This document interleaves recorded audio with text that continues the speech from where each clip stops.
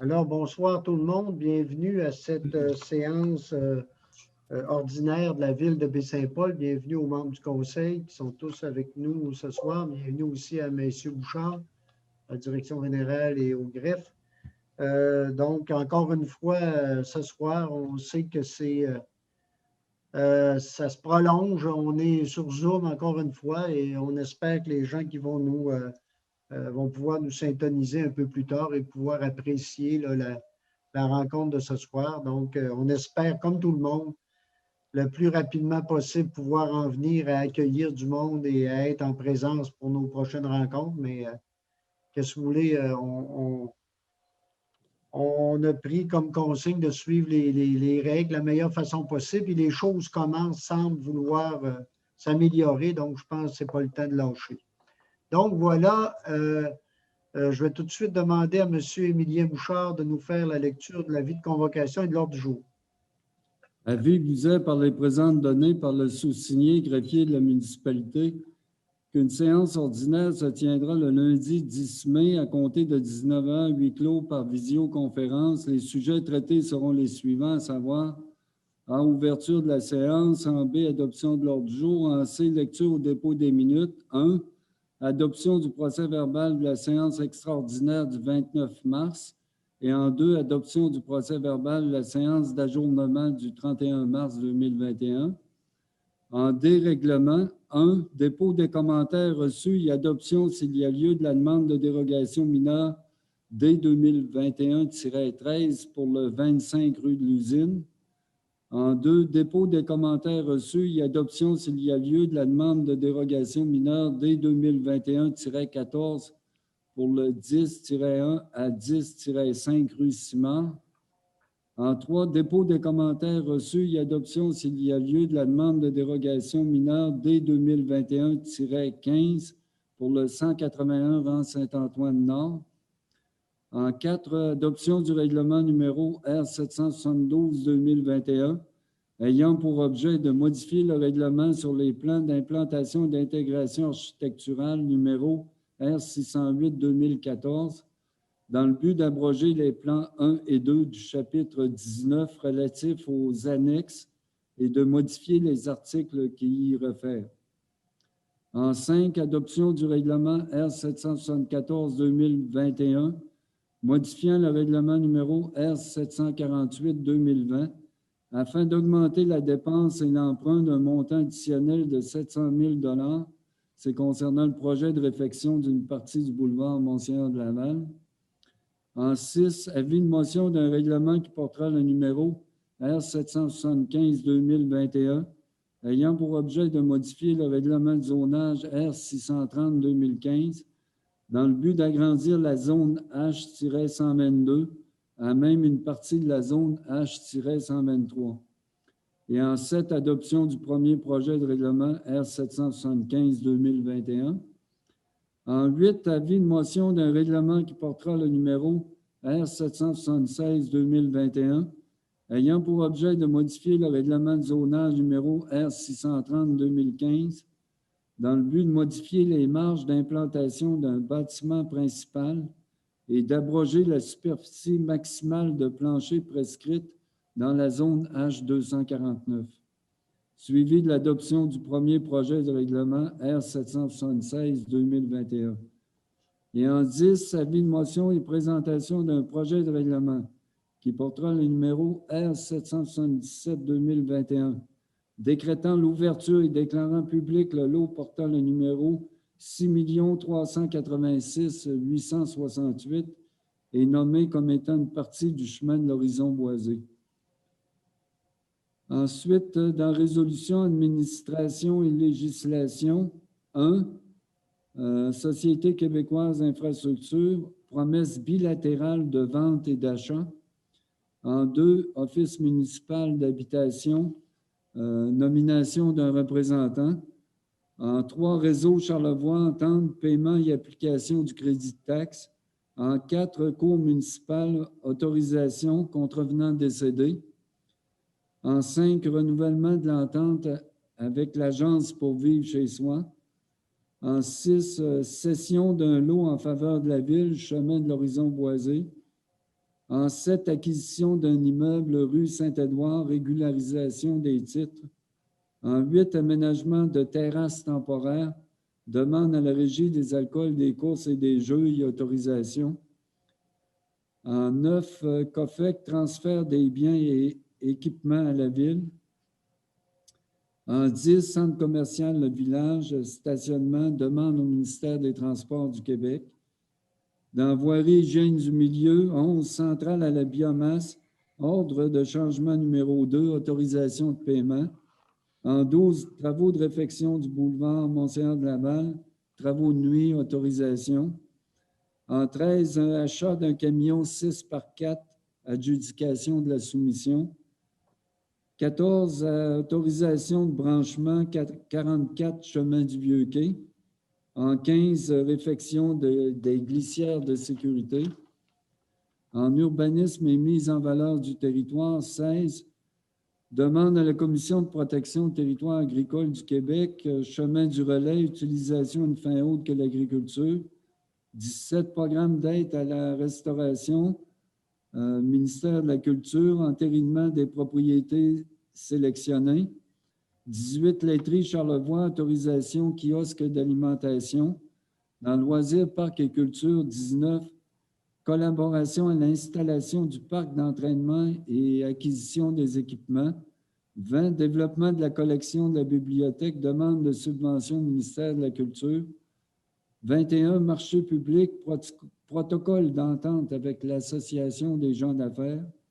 22, acquisition du parc de vélo. 23, sentier Québec-Charlevoix, aménagement du sentier T4 Nord. F, affaires nouvelles, délégation, demandes diverses. 1, adhésion à la déclaration d'engagement unie pour le climat. Suivi en G de la correspondance. H, lecture des comptes de 25 000 et plus et adoption des comptes du mois d'avril. En I, période d'intervention des membres du Conseil, suivi des questions du public en J et en cas levé ou ajournement de la séance.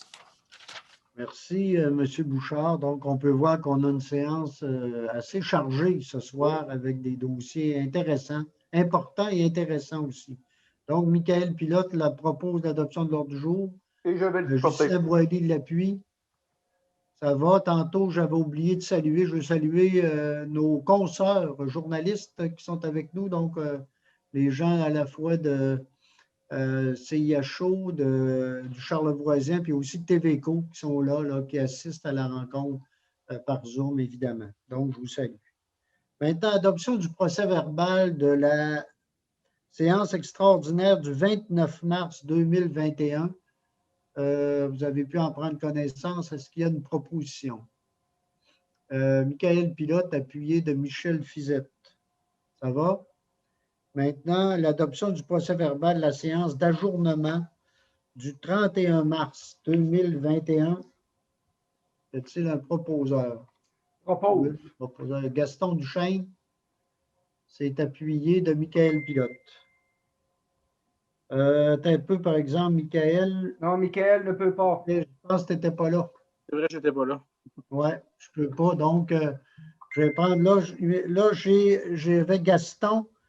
Puis, Gaston était là, puis j'aurais entre Luc, Michel puis Thérèse. Michel Fizette, donc, appuie. Ça va?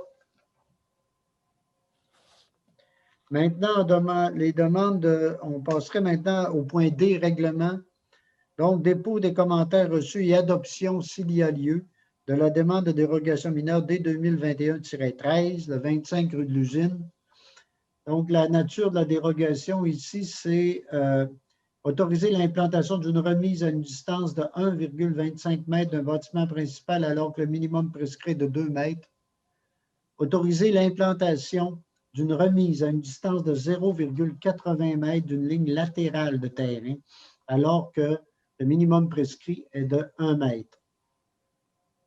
On nous dit ici que les raisons invoquées, c'est l'élévation du terrain voisin qui est supérieure, qu'une aide cède croissante sépare les deux terrains, qu'aucune ouverture ne se trouvera du côté du voisin, que l'implantation à cet endroit créera une intimité supplémentaire pour la cour arrière. La piscine et la terrasse occupent déjà une grande partie de la cour arrière. Donc, Puis on dit aussi que ça ne porterait pas atteinte à la jouissance de leur propriété par les propriétaires voisins. Donc, la recommandation du CCU est positive. Monsieur Bouchard, avons-nous eu des questions, des commentaires là-dessus? Non, aucun commentaire. C'est beau. Donc, est-ce qu'il y a une Je proposition? vais proposer, Monsieur le maire. Madame Lamy, Thérèse Lamy, c'est appuyé de Michael Pilote. M. Fortin, on ne voit plus M. Goudreau, mais il me mentionne qu'il a perdu le courant. Donc, Oui. ne pas vous en faire avec l'imbroglio. OK. OK, bien, on va le. On l'a perdu ici aussi, mais c'est revenu tout de suite. OK. Bon, il va nous revenir sûrement en cours de route. On va continuer quand même la rencontre. On a Oui, c'est bien. Puis il va se joindre à nous. Il y a une bonne raison, mettons. Maintenant, en D, la dérogation mineure, maintenant, on passe au point donc 2, D2. Donc, c'est les commentaires reçus de l'adoption s'il y a lieu de la demande de dérogation mineure D 2021-14 pour le 10-1 à 10-5 rue Simard. Donc, la nature de la demande de dérogation ici, c'est d'autoriser une marge de recul latérale de 1,44 m alors que le minimum est de 1,50 m. La raison évoquée, à savoir, il s'agit de régulariser une situation existante. Ici, c'est souvent les cas de dérogation, c'est une transaction, donc la vente d'immeuble, et donc en faisant sûrement le certificat de localisation, on s'aperçoit parfois là, de certaines problématiques, surtout pour les immeubles anciens. Donc, ici, on a une recommandation positive du comité consultatif d'urbanisme. M. Bouchard, avons-nous eu des commentaires? Aucun commentaire. Ça va. Donc, est-ce qu'il y a une proposition pour l'adoption de cette... M. Michel Fizette, appuyé de Gaston Duchesne.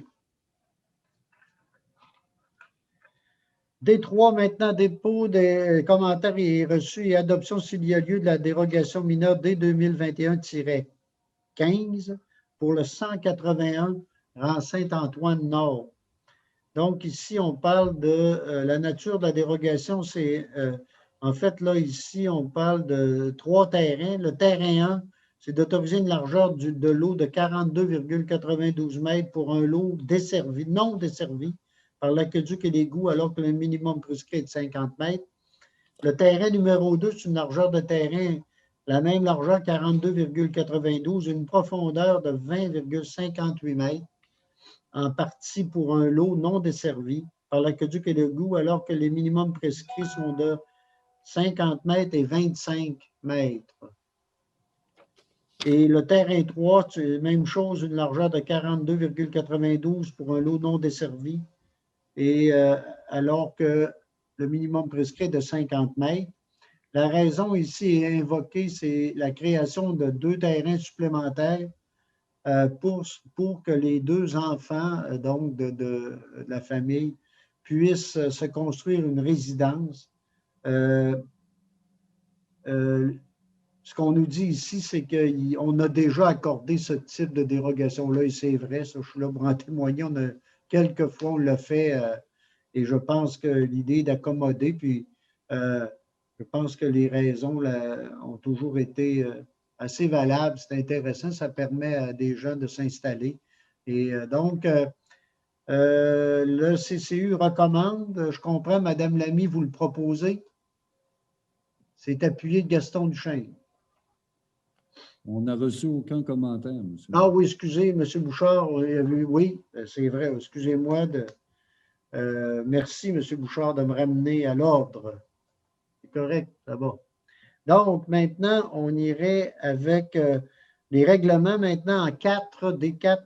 L'adoption du règlement R772-2021 ayant... Ah, Luc, je pense, nous revient.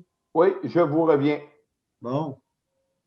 Cherchez-moi, j'ai à payer mon compte, mais les trois il est arrivé. Bon, ben, est-ce que je suis le seul qui a manqué d'électricité? Oui. Oh, OK. Thérèse aussi, mais c'est revenu tout de suite, elle. Ah, le caporet, pas évident. Hein? Mais maintenant, donc, on est rendu, M. Goudreau, au point D, au point D4. OK. Donc, l'adoption du règlement numéro R772-2021 ayant pour objet de modifier le règlement sur les plans d'implantation et d'intégration architecturale numéro R608-2014 dans le but d'abroger les plans 1 et 2 du chapitre 19 relatif aux annexes et de modifier les articles qui y réfèrent.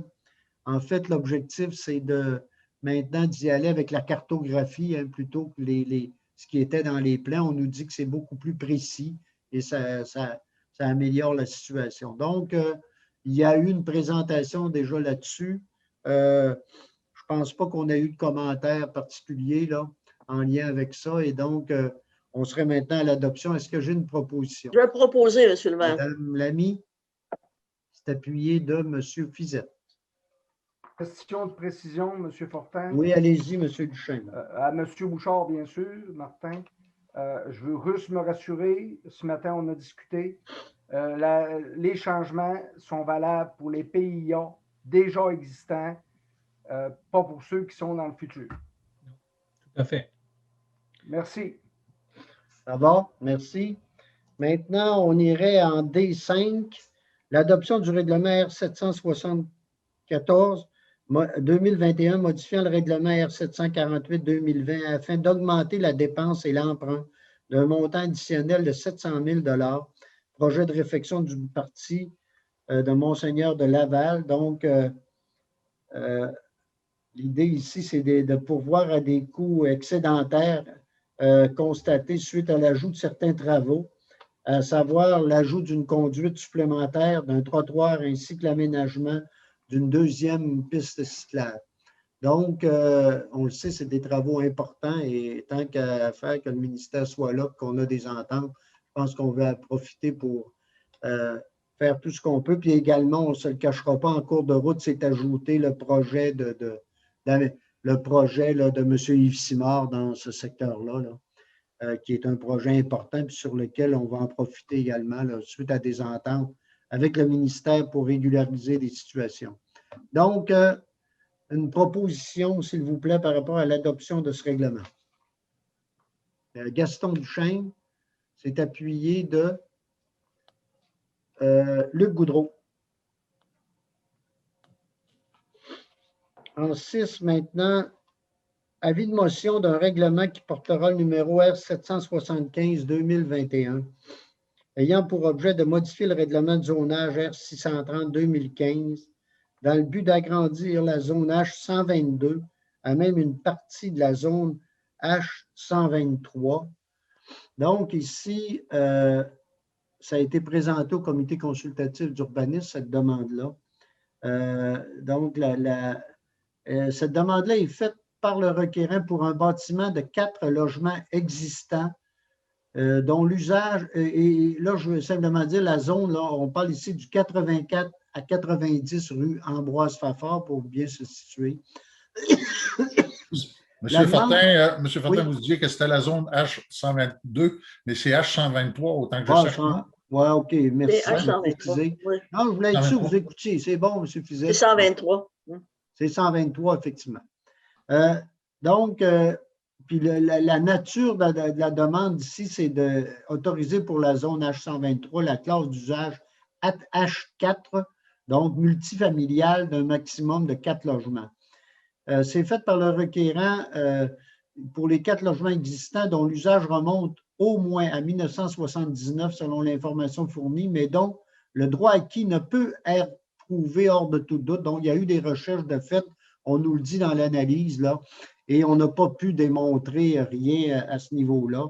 Donc, c'est une vente de bâtiment et donc, on irait, en fait, le moyen qui a été trouvé, c'est de modifier le règlement pour rendre conforme cette implantation-là.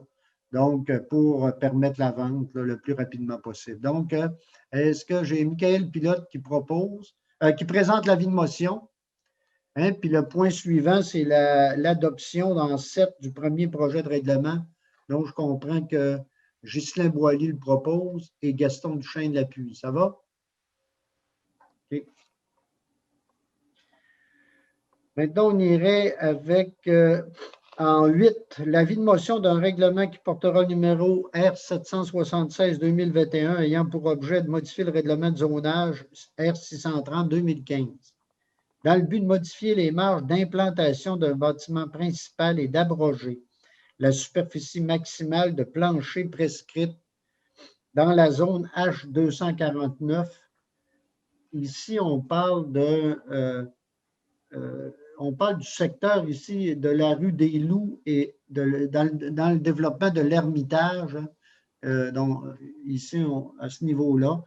L'objectif de la demande d'amendement, c'est de réduire les marges de recul avant et arrière à 4 et 6 mètres respectivement, sauf pour le terrain non construit au coin l'Ermitage et des Loups. D'abroger la superficie maximale de plancher de 200 mètres carrés prescrits, de réviser le libellé de l'article 668 relatif aux travaux de remblai et de déblai aux fins d'établir le niveau du rez-de-chaussée et réviser en fonction de la topographie du site l'article 230 relatif à l'obligation d'aménager une aire de stationnement en cour arrière ou en cour latérale sans que cette aire n'empiète de plus de 1,5 m en façade avant. Ici, mais la recommandation ici qu'on nous fait, c'est de la marge minimale avant 6 mètres et arrière 7,5 mètres, ce serait OK. Oui, abroger la superficie maximale de plancher, conserver l'article 668 à l'identique, conserver l'article 230 à l'identique et modifier, s'il y a lieu, les articles nécessaires pour assujettir l'emplacement de l'aire de stationnement au processus discrétionnaire du règlement de PIA. Et là-dessus, la recommandation du CCU est positive. En fait, c'est pour régulariser également une situation ici dans laquelle, on le sait, gestion Bayfield, là-bas, qui a réalisé ce développement-là. Il y a une rue là, où il peut y avoir encore, il y a encore des possibilités de vente de terrain, mais on vient régulariser la situation pour permettre l'implantation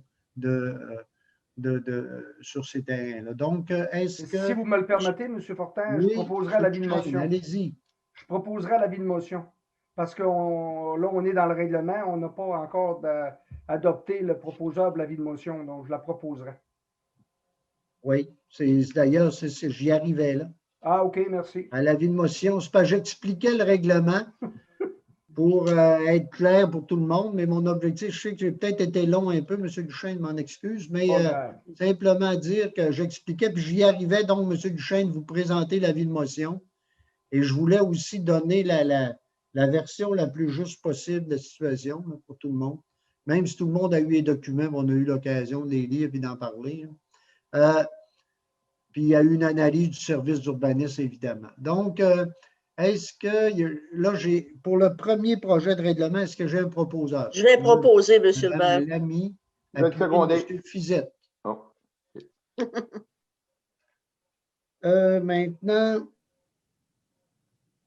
en point D10, avis de motion et présentation d'un projet de règlement qui portera le numéro R777-2021 et nommé comme étant une partie du chemin, décrétant l'ouverture et déclarant public le lot portant le numéro 6386-868 est nommé comme étant une partie du chemin de l'horizon boisé. Donc, on a ça date des négociations et à ce niveau-là, et c'est pour allonger le chemin pour permettre le développement supplémentaire. C'est un bout de chemin dont la ville va, là on viendrait le décréter, mais dont la ville va faire l'acquisition, donc qui est cédé par l'horizon boisé. Donc, proposition, M. Luc Goudreau, appuyé de Ghislain Boilly. C'est un avis de motion. Oui, c'est un avis de motion. Un avis de motion présenté par Luc Goudreau, je m'excuse. Ça va. Et maintenant, E1. Donc, SQI, donc Société québécoise des infrastructures. Donc, promesse bilatérale de vente et d'achat.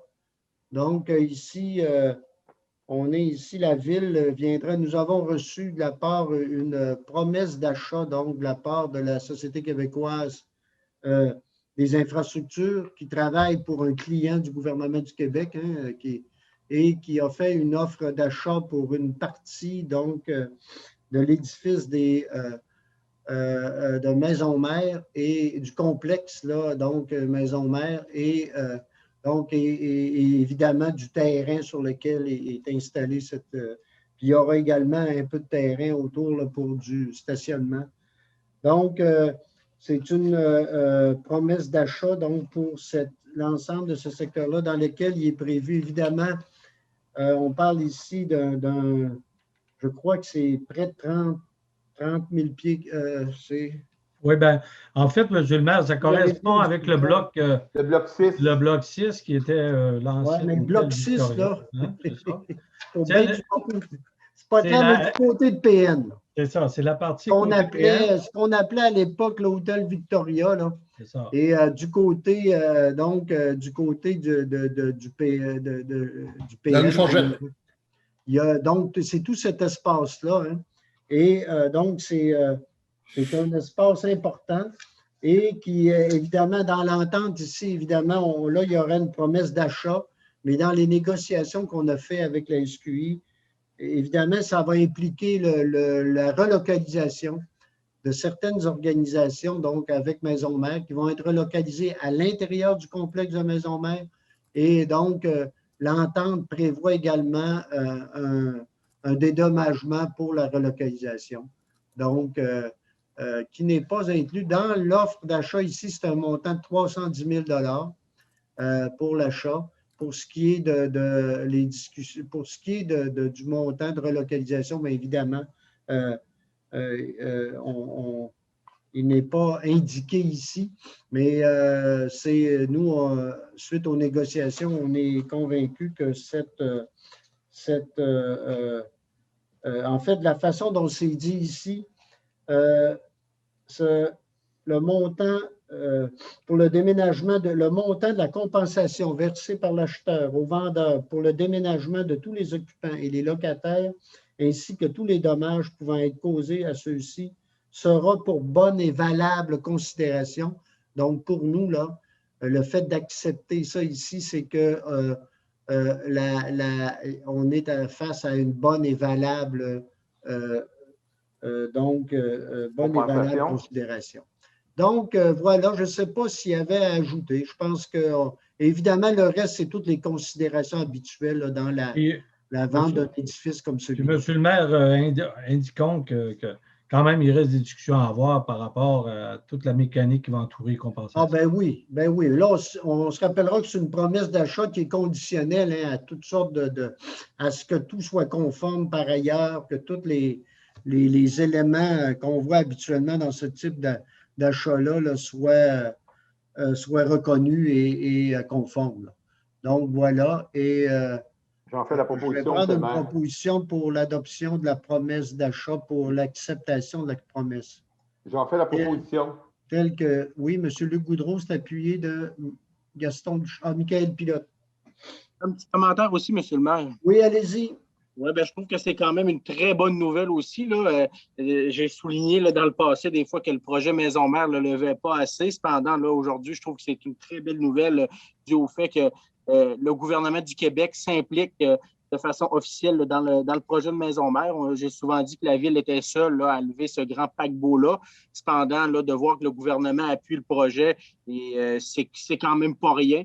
Le gouvernement là, va annoncer, là, je vais les laisser là, dans les prochaines semaines, ils vont annoncer là, par le biais du ministère de la Culture et des Communications et du Conseil exécutif là, quel sera plus précisément le concept de Maison Bleue. Cependant, c'est pas rien. C'est quand même important de le souligner là, que le gouvernement là, embarque dans ce projet-là. Donc, merci là, aussi au gouvernement et à tous ceux aussi qui ont négocié, là, que ce soit là, aussi à la Ville ici, M. Bouchard et les gens de Maison Mère qui ont négocié là, avec la Société québécoise des infrastructures. Bravo pour cette entente. Bon, oui, mais moi, vous comprendrez que je vais attendre que les choses se précisent avant peut-être d'aller plus loin par rapport à toutes ces choses-là. Mais effectivement, c'est sûr que c'est une bonne nouvelle.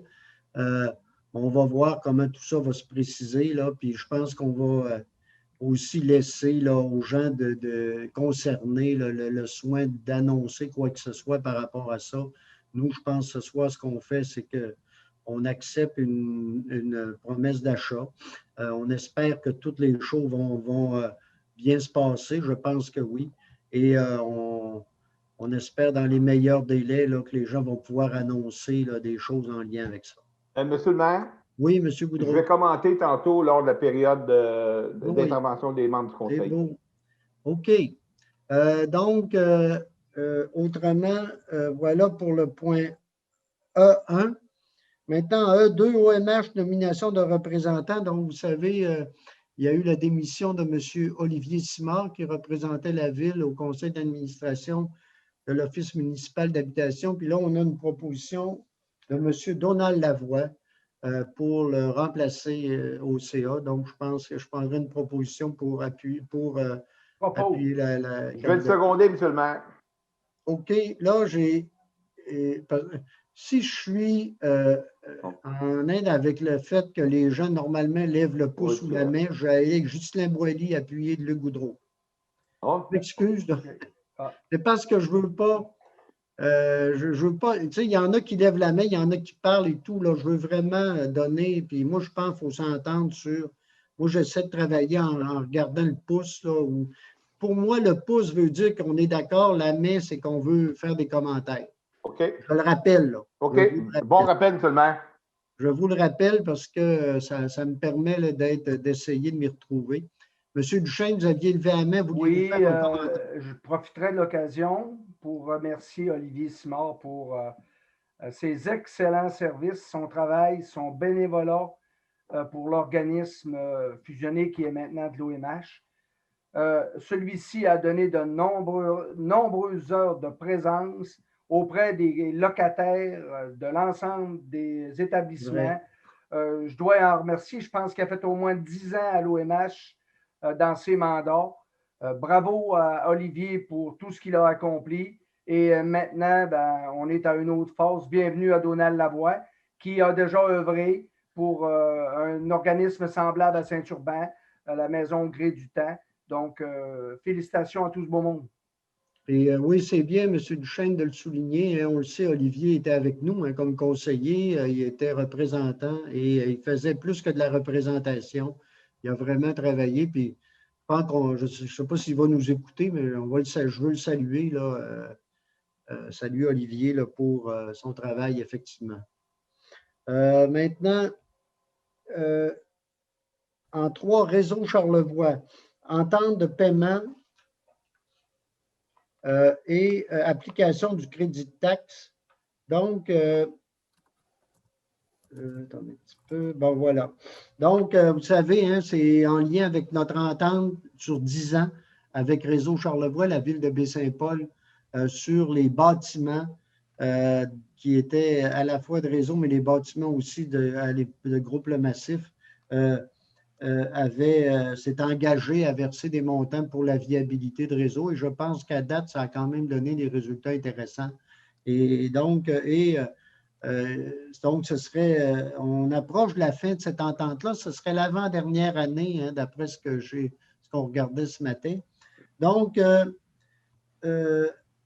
il y aurait ici, c'est un montant au niveau de la subvention touristique, donc crédit pour le massif 117 722 $ et la subvention touristique, donc crédit à Réseau Charlevoix 80 800. En fait, ça va tout à Réseau, mais il y a un crédit qui est pris par rapport à ce que Réseau a, à ce que Réseau possède là, puis il y a un crédit également sur une partie de l'hôtel qui appartient à un groupe Le Massif là, qui est reversé à Réseau. Donc, on arrive avec des montants de 199 603 $.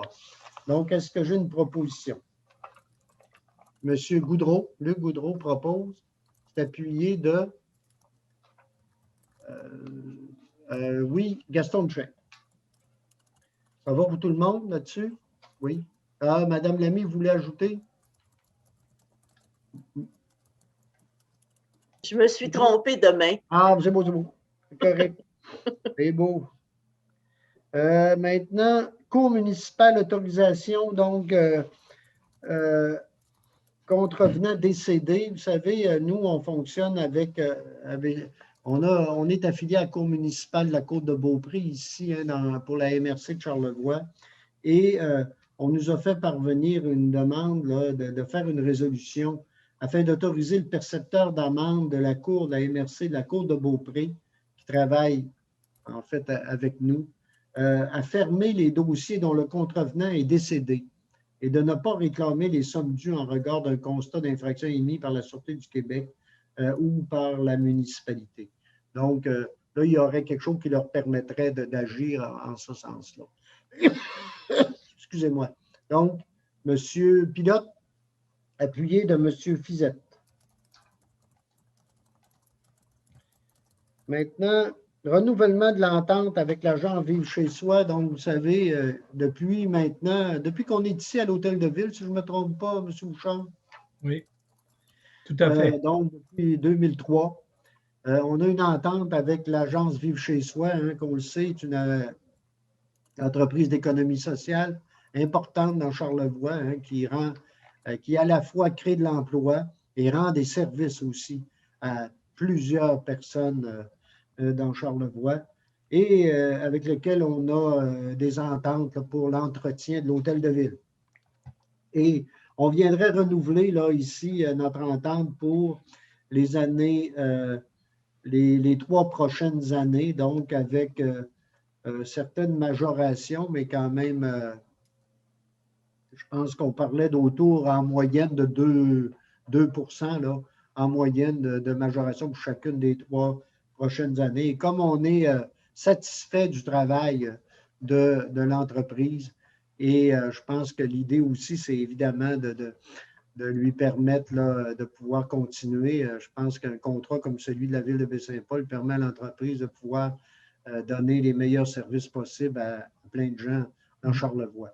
Donc, une proposition... Peut-être, oui, monsieur le maire, seulement en complément, là, quand même, ça joue entre 31 000 et 32 000 là, par année. Oui, c'est vrai, le montant la hauteur du contrat. Là, effectivement, on parle de 31 168 la première année, de 31 324 la deuxième et 32 046 la troisième année. Oui, merci.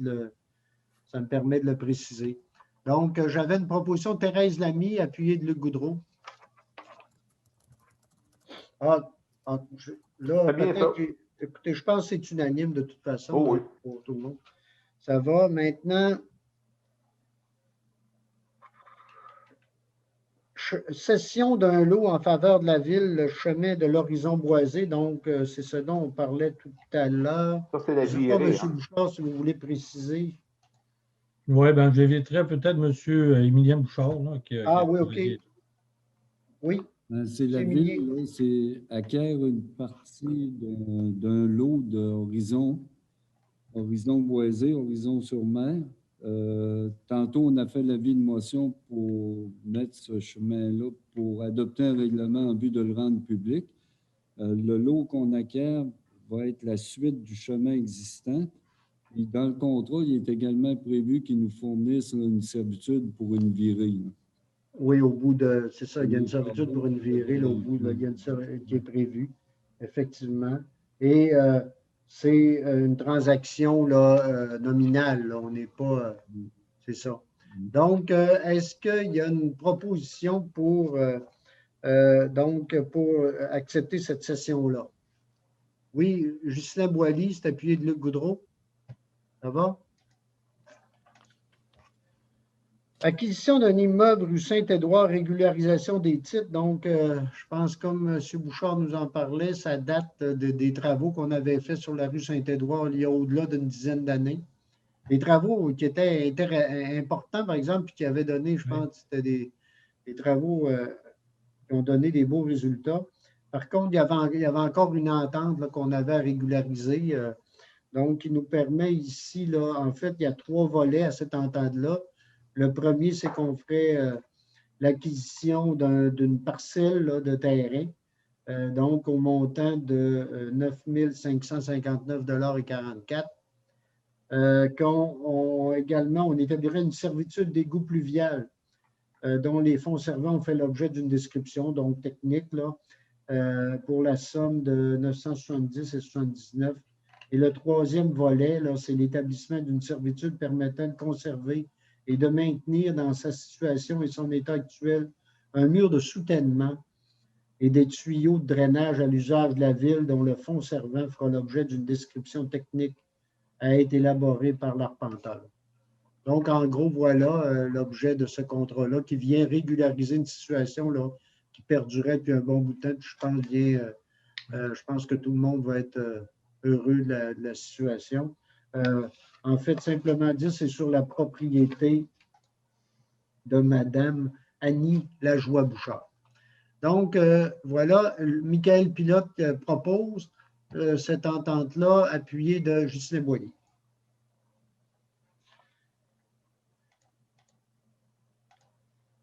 L'aménagement maintenant de terrasses temporaires demande à la RACJ et autorisation. Donc, je pense qu'on a, l'an passé, on l'avait fait en lien avec évidemment la pandémie. On avait demandé, en fait, c'est une sorte de demande commune là, pour des terrasses qui veulent s'installer sur les trottoirs ou agrandir. Donc, on a fait aussi, on a demandé à différents commerces, entre autres ceux de l'an dernier, s'ils avaient de l'intérêt. Et il y en a, la majorité ont dit que oui. Et donc, l'idée, ce serait de refaire comme l'an passé, de faire cette demande-là. C'est sûr que cette année, il y a des petites modifications, particulièrement pour la rue Saint-Jean-Baptiste.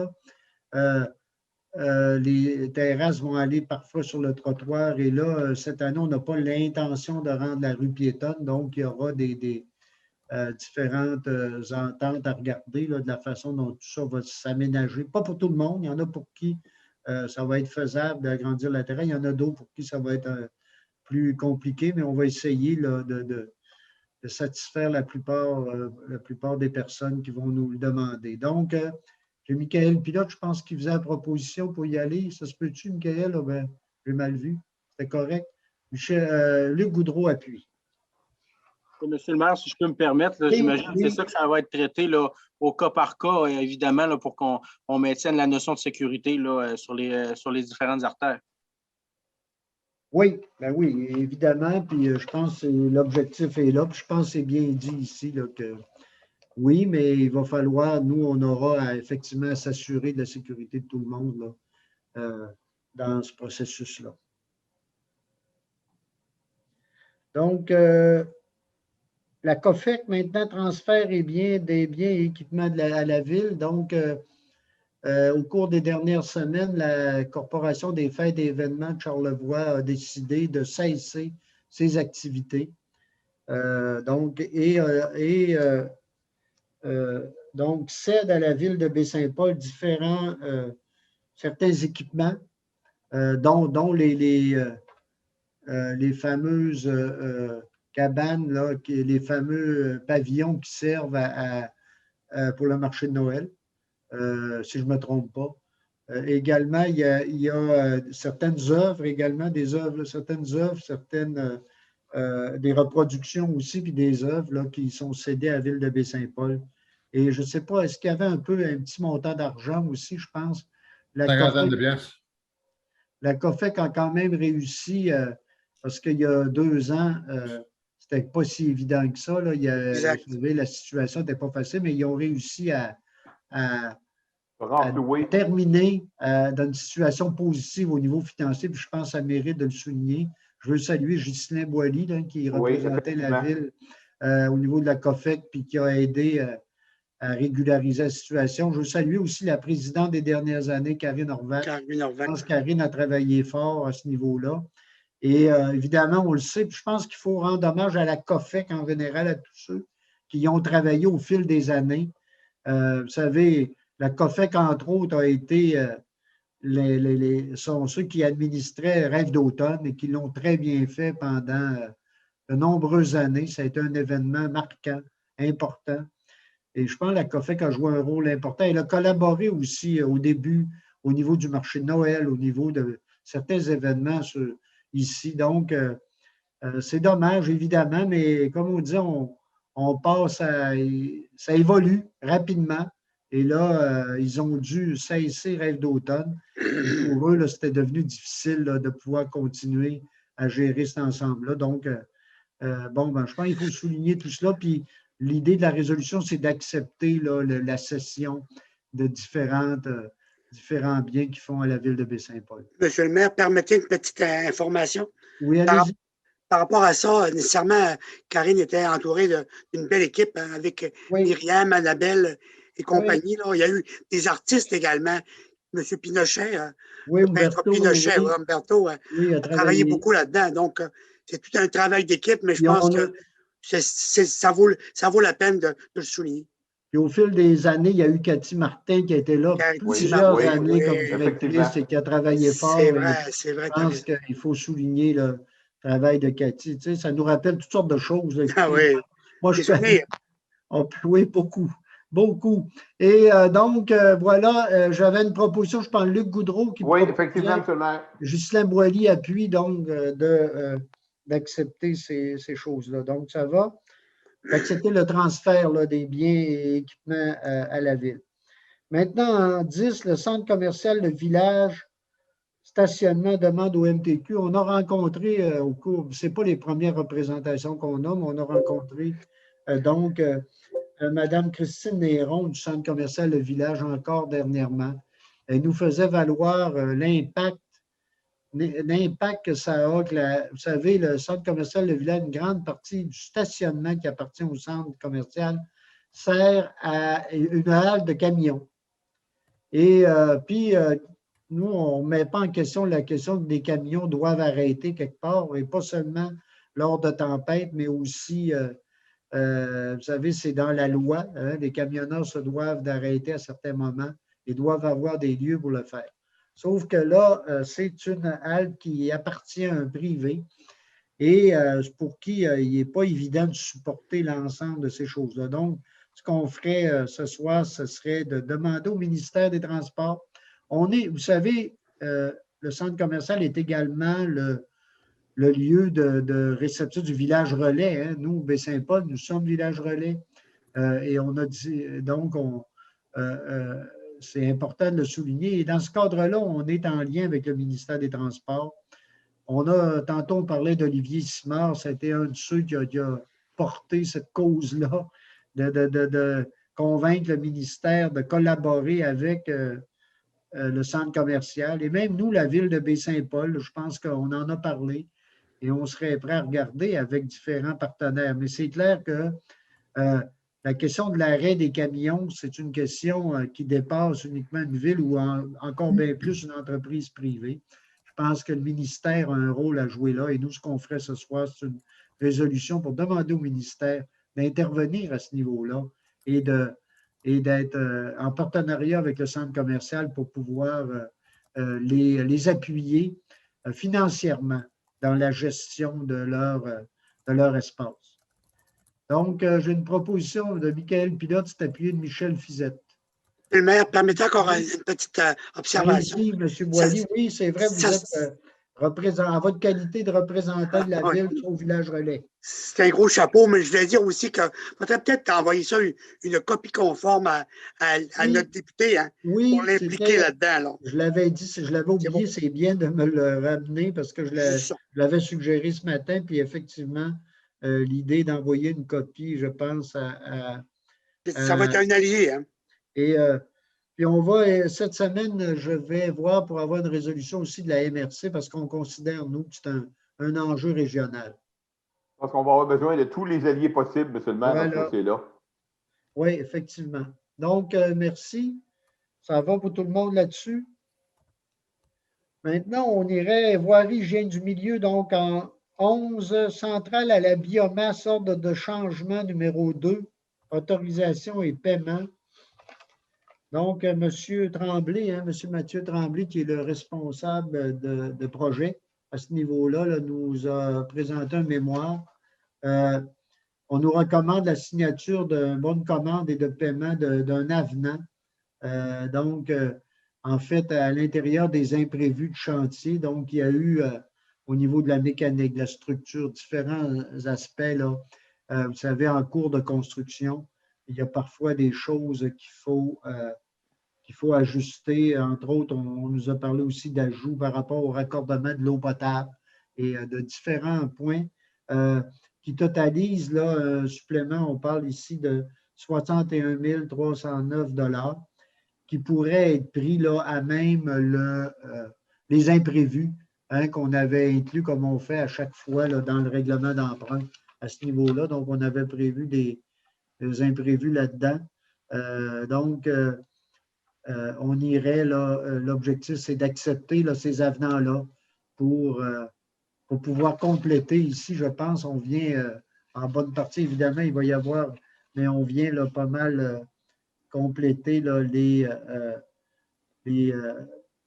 au niveau des avenants, les différents imprévus, on vient compléter tout ça là, avec ce qu'on accepte ce soir. Donc, est-ce qu'il y a une proposition là-dessus? Je propose, M. le maire, mais j'aurais un petit point de 61 000. Attendez un peu, M. Boudreau, juste M. Fizette appuie, puis allez-y pour votre commentaire. Le 61 000, c'est le total de tous les imprévus, M. Bouchard? Non, c'est le deuxième imprévu, là, je pense. Il y en a eu un autre. C'est ça que je me demandais ce matin. Là. Il y a eu deux avenants. Il y en a eu un premier de 7 966,12 $. Puis il y a celui-ci de 61 309,58 $. On est à 68 000 sur un projet de 3 millions. À peu près. OK. Merci. J'en fais la proposition de toute façon. Ça va? Mais juste vous dire que ce qu'on nous dit ici, c'est qu'au niveau quand on fait l'addition, effectivement, ça donne 68 000 $ autour de ça. Donc, ça va.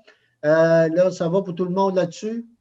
C'est un beau projet, on le rappelle, et la biomasse, on approche de quelque chose, on approche de pouvoir faire la mise en marche. Bientôt mettre ça en marche. Et je pense que moi, en tout cas, j'ai hâte qu'on inaugure ça parce que je pense qu'on va inaugurer un très beau. Très hâte, M. le maire. Donc, moi, en tout cas, je suis très fier. Moi aussi. Donc, maintenant, travaux de réfection, boulevard Monseigneur de Laval, travaux de nuit, autorisation. Donc, on nous demande ici, par rapport au ministère, vous savez, il y a des travaux importants qui vont se faire sur Monseigneur de Laval cet été. On nous parle ici à partir du mois de juillet, aller jusqu'en novembre au moins, là. Et au moins. Et c'est des gros travaux, on le sait nous-mêmes, la ville, on a à travers ça des travaux importants à réaliser. Donc, on nous demande ici de pouvoir travailler en soirée et de nuit. L'idée étant d'activer les choses et de faire que vous savez, qu'on ait moins de difficultés là, par rapport, par exemple, au contournement, à tout ce que vous voulez. Donc, on donnerait notre OK, nous, pour pouvoir travailler de nuit là, lors de certaines semaines pendant l'ensemble des travaux pour certains types de travaux. Monsieur le maire. Donc, oui, M. Boudreau. Je veux bien en faire la proposition, mais suite aux discussions qu'on a eues ce matin, j'ai relu le dossier cet après-midi. Pour les résidents du secteur, on s'entend que les travaux de nuit qu'on va autoriser, c'est des travaux qui ça ne sera pas des travaux avec des pelles mécaniques. Puis, non, on va essayer. Effectivement, ils sont décrits, les travaux, dans la chose ici. On parle de travaux. On parle de travaux, c'est ça, de recouvrement et des travaux qui vont faire le moins, en tout cas, d'après ce qu'on nous dit, on va essayer de faire des travaux qui vont être le moins, qui vont le moins possible déranger les gens qui sont le long de la route. C'est ce qu'on propose, ce qu'on suggère ici. Ouais. Ça veut dire aussi, M. le maire, que ça ne sera pas tous les nuits quand même. Hein?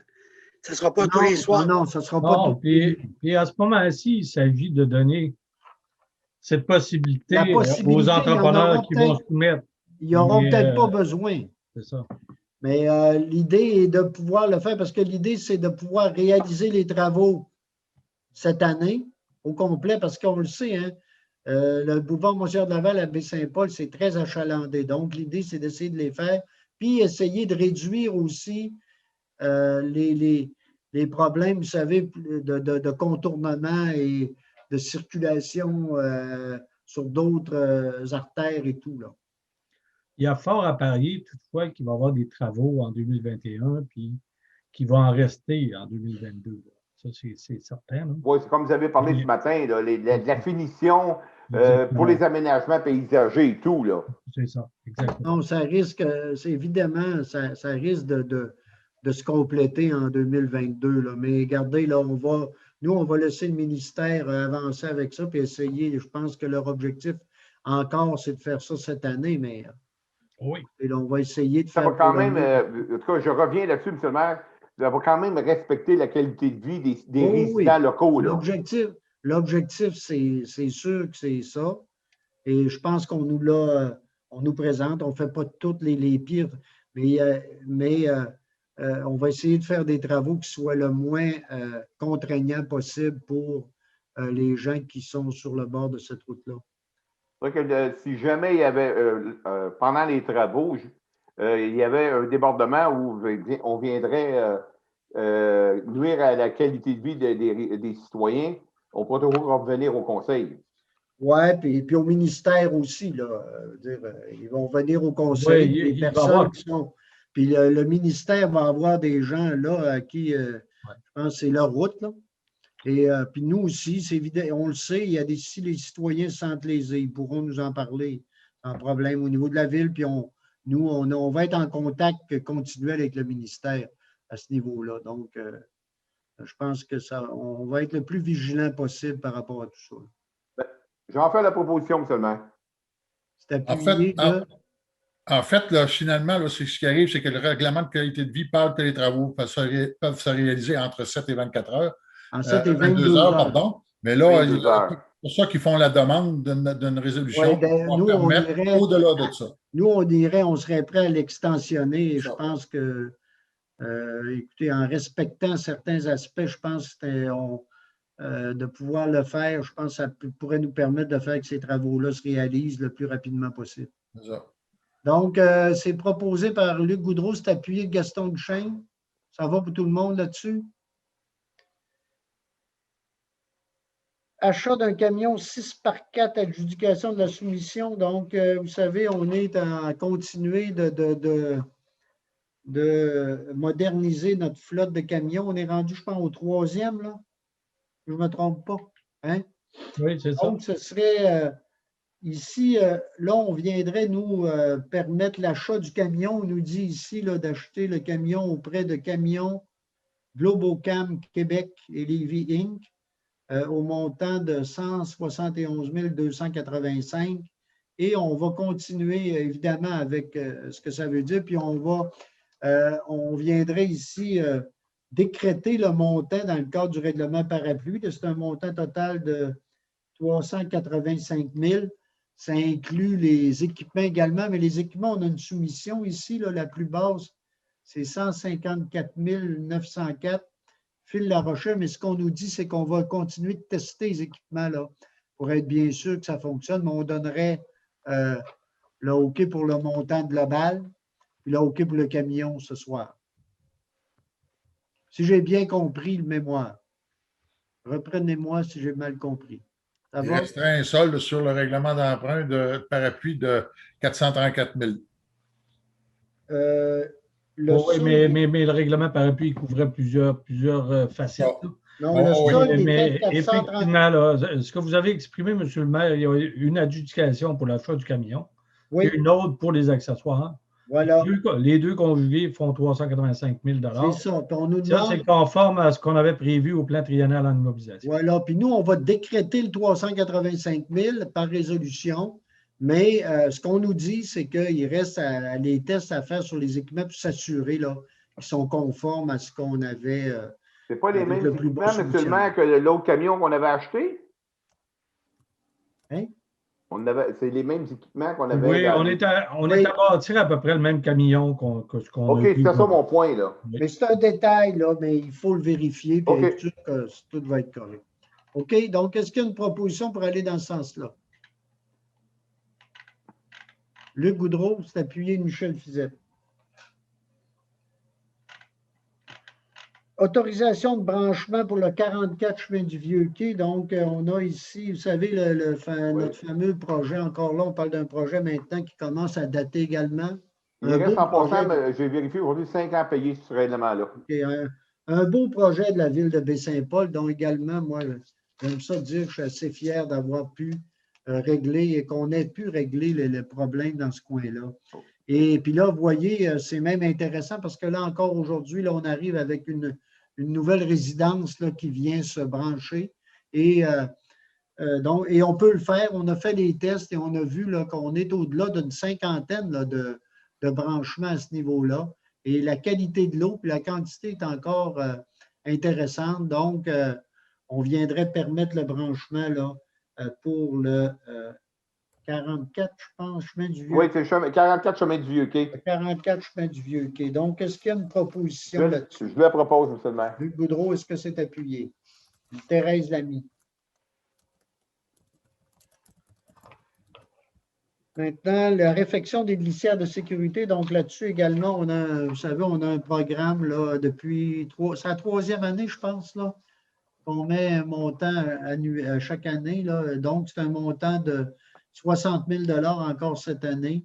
Les endroits priorisés cette année seraient chemin du Vieux-Quai, la rue du Nordet, donc Tour du Lac, le chemin Saint-Jérôme et Saint-Placide. Donc, on nous parle ici de la coulée près du chemin Saint-Flavien. Donc, là-dedans, il y a des détails là, où on nous parle des endroits précis où il va y avoir des travaux. Là. La particularité, Monsieur le maire, la particularité cette année, on y va avec un montant de 49 000. Ah oui? Oui, bien, vous aviez l'habitude, on avait l'habitude dans le passé d'y aller à 60, mais on a des résiduels pour nous permettre d'en faire plus. OK, c'était ça mon point ce matin, M. Bouchard. Je disais, on est parti dans les autres années, c'était toujours 60 000.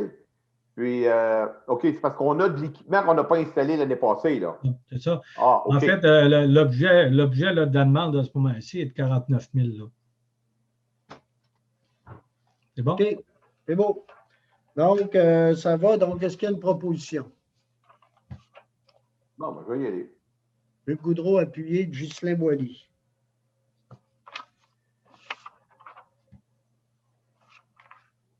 Mettez, monsieur. Oui, M. Fizette.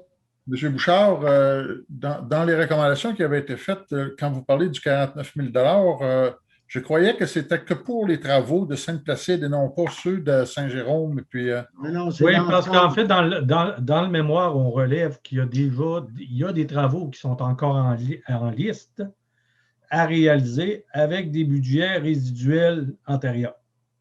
Ah.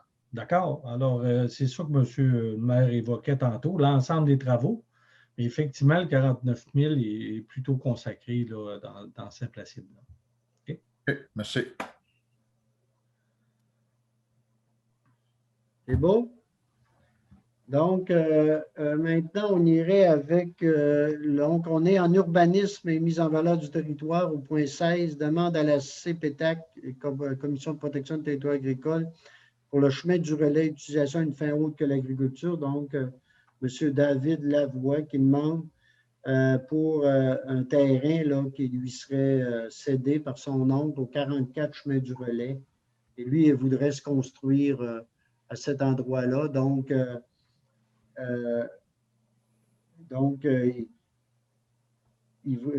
c'est ça, le 44 chemin du relais.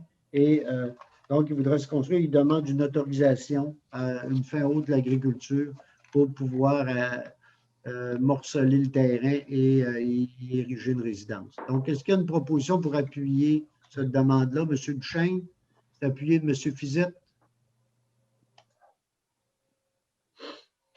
Programme d'aide à la restauration, donc en lien avec le ministère de la Culture et des Communications du Québec, entérinement de propriétés sélectionnées. Donc, dans le cadre de ce programme-là, on le sait, hein, auquel on s'est inscrit pour 3 ans. Nous, la Ville, on verse 50 000 par année. Le ministère verse 75 000 pour pouvoir réaliser des travaux sur des bâtiments qui sont inclus dans l'inventaire patrimonial de la MRC. Et donc, et on a, vous savez, un de nos inspecteurs, on a de l'argent également pour qu'une partie, sa tâche soit de travailler là-dessus, en plus des PIA et autres choses, mais particulièrement sur ces projets-là. Donc, on a adopté un règlement là-dessus. Donc, il y a 160 propriétés admissibles à Baie-Saint-Paul en lien avec ce programme-là.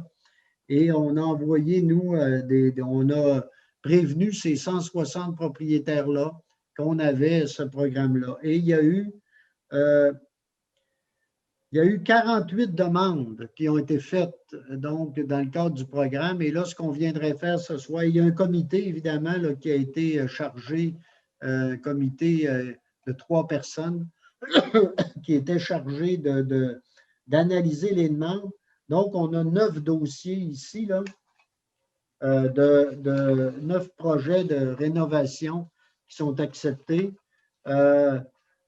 Les montants varient entre une subvention totale de 6 000 $ et entre des subventions de 20 500 dans certains cas. Donc, c'est quand même intéressant, puis c'est important. Puis, beaucoup de fenêtres, de portes, mais aussi passablement de toitures, des galeries, des lucarnes, donc pour des maisons à caractère ancestral, donc intéressantes là, sur le territoire. Donc, on est, je pense, très heureux là, de pouvoir réaliser ces projets-là. Et donc, Madame Lamy, vous proposez, je pense qu'on puisse les accepter, les 9 projets ici. Monsieur Pilote appuie, c'est ça? Donc, ça va pour tout le monde là-dessus? Est-ce qu'on avait… Si vous permettez un petit commentaire, oui. Madame Lamy.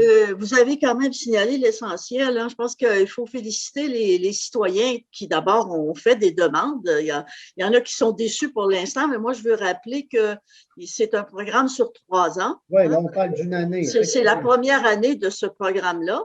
Alors, on constate qu'avec 48 demandes, il y a un intérêt pour ça de la part des citoyens. Et ça, c'est formidable. Et puis, ils auront ensuite à faire leur démarche. Ils ont quand même des choses très précises à réaliser parce que c'est un programme qui est encadré par le ministère des Affaires culturelles. Bon, c'est déjà, parce qu'il faut savoir aussi pour les gens là, que les entrepreneurs, les gens qui vont travailler, les artisans, les entrepreneurs qui vont travailler dans ces projets-là doivent être tous des artisans ou entrepreneurs certifiés par le ministère des Affaires culturelles. Tout ça doit se dérouler selon certaines normes. Mais quand même, les propriétaires qui ont reçu pour cette année la réponse savent déjà à quoi s'en tenir. Ils ont été très bien informés par le service d'urbanisme et normalement, ils devraient pouvoir réaliser de très beaux projets. Mais c'est ceux qui vont s'enclencher probablement à l'automne, sans doute, pour plusieurs d'entre eux, dépendant évidemment de la disponibilité de la main-d'œuvre. Parce que c'est un peu ça le problème aussi avec ce genre de travaux-là. Il n'y a pas, les entrepreneurs ne foisonnent pas nécessairement partout. Parce que c'est des entreprises spécialisées qui s'engagent là-dedans. Mais en tout cas, moi, je dis bravo, puis aussi au comité qui a travaillé, qui a développé une belle grille d'analyse. Il y a tous les citoyens qui veulent redorer le patrimoine bâti de Baie-Saint-Paul. Je trouve que c'est vraiment une belle avancée. Ouais, parce qu'il ne faut pas oublier que oui, là, il y a des montants d'argent, mais les propriétaires ont une bonne part à faire aussi. Bien sûr. C'est pas que la subvention est donnée. Vous savez, c'est tripartite, cette affaire-là. Donc, ça prend une participation des propriétaires, du ministère et de la ville. Mais il faut qu'il y ait une participation du propriétaire. Oui, M. Fizette, vous vouliez ajouter quelque chose? Je voudrais juste ajouter que si la réponse est que pour le 5e des demandes qui ont été adressées, c'est particulièrement dû au montant disponible pour cette année. Là. Exact. Aussi. En rapport avec la qualité des présentations. Non, c'est sûr. Puis mais on est quand même, moi, je vais vous dire, j'ai été surpris du nombre d'inscriptions. C'est quand même intéressant. Mais comme je le répète, c'est un programme sur 3 ans et on va relancer dès l'an prochain. Il y aura quelque chose encore de relancé. Donc, ça devient intéressant à ce niveau-là. Puis, On l'a remarqué, hein, les projets, vous savez, il y a plusieurs projets qu'on a, c'est pas nouveau, nous, hein, avec le ministère de la Culture, avec la SHQ, on a fait des projets de rénovation et la plupart de ceux qu'on a faits sont encore à remarquer, sont remarquables, sont magnifiques, c'est étonnant, là, les résultats qu'on a pu avoir. Donc, je pense que c'est un plus. Là. Oui, M. Boily. Juste rajouter, pour continuer un peu ce que Mme Lamy disait, que ceux qui ont été refusés, retardés cette année, la demande, vous pouvez la refaire pour l'an prochain. Ce n'est pas parce que vous avez été refusé cette année que c'est définitif. Là. On s'entend bien. Oui, puis je pense que oui, là, on n'est pas. Je pense qu'on est dans un processus de continuité et Exact. il y a peut-être des projets qui vont pouvoir se bonifier. Les gens savent à quoi s'en tenir, vont pouvoir bonifier leurs projets. Et moi, là-dessus, écoutez, là, on ne peut rien avancer d'avance parce qu'il y a un comité, il y a des critères. Mais je pense que ces gens-là ne chômeront pas là, pour les 3 prochaines années. C'est beau.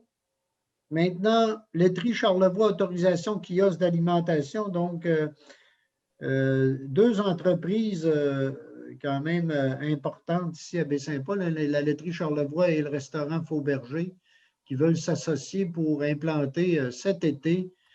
La laiterie ont un projet de restauration, en tout cas de faire certains produits, d'offrir certains produits en restauration au niveau de la maison Simard, mais cette année, avec la pandémie, ils veulent installer un food truck sur leur terrain et en collaboration avec les Faubergers. Donc, on viendrait nous permettre cette activité-là là, à ce niveau-là. Donc, est-ce qu'il y a oui, proposé par Justin Boilly, appuyé de Michel Fizette. Ça va pour tout le monde là-dessus? Maintenant, en loisirs, parcs et culture, collaboration à l'installation du parc d'entraînement et acquisition des équipements.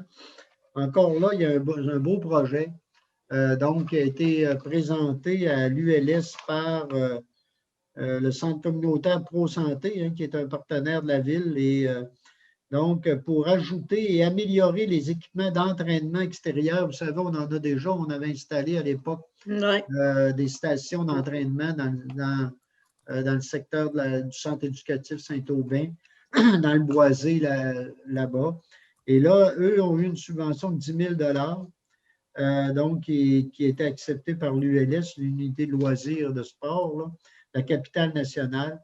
Et le centre communautaire veut procéder à l'installation ainsi qu'une contribution monétaire de 500 $ afin de compléter le montant financier. En fait, il demande à la ville de collaborer à l'installation et d'y aller avec un montant de 500 $. Une fois le projet complété, le centre communautaire compte léguer les stations à la ville de Baie-Saint-Paul afin d'en faire profiter toute la population. Donc, c'est vraiment c'est un beau projet et qui mérite, là, je pense qu'il faut saluer le centre communautaire pour cette initiative-là. Je pense qu'on est heureux d'y participer. Là, tout le monde a le pouce levé. Donc, je vais prendre Thérèse Lamy, Michel Fizette pour je comprends que c'est unanime et c'est un projet intéressant à ce niveau-là. Maintenant, marché public, protocole d'entente avec l'Association des gens d'affaires, un beau projet également, celui-là. Vous savez que la ville voulait confier, déjà avait comme partenaire Réseau Charlevoix. L'an passé, c'est plus nous qui l'avons par l'intermédiaire de Jenny Barrette là, au niveau du développement qui a repris ça et qui, on le sait, le marché est installé sur les terrains de Maison-Mère. Normalement, il va l'être encore cette année, installé là-bas.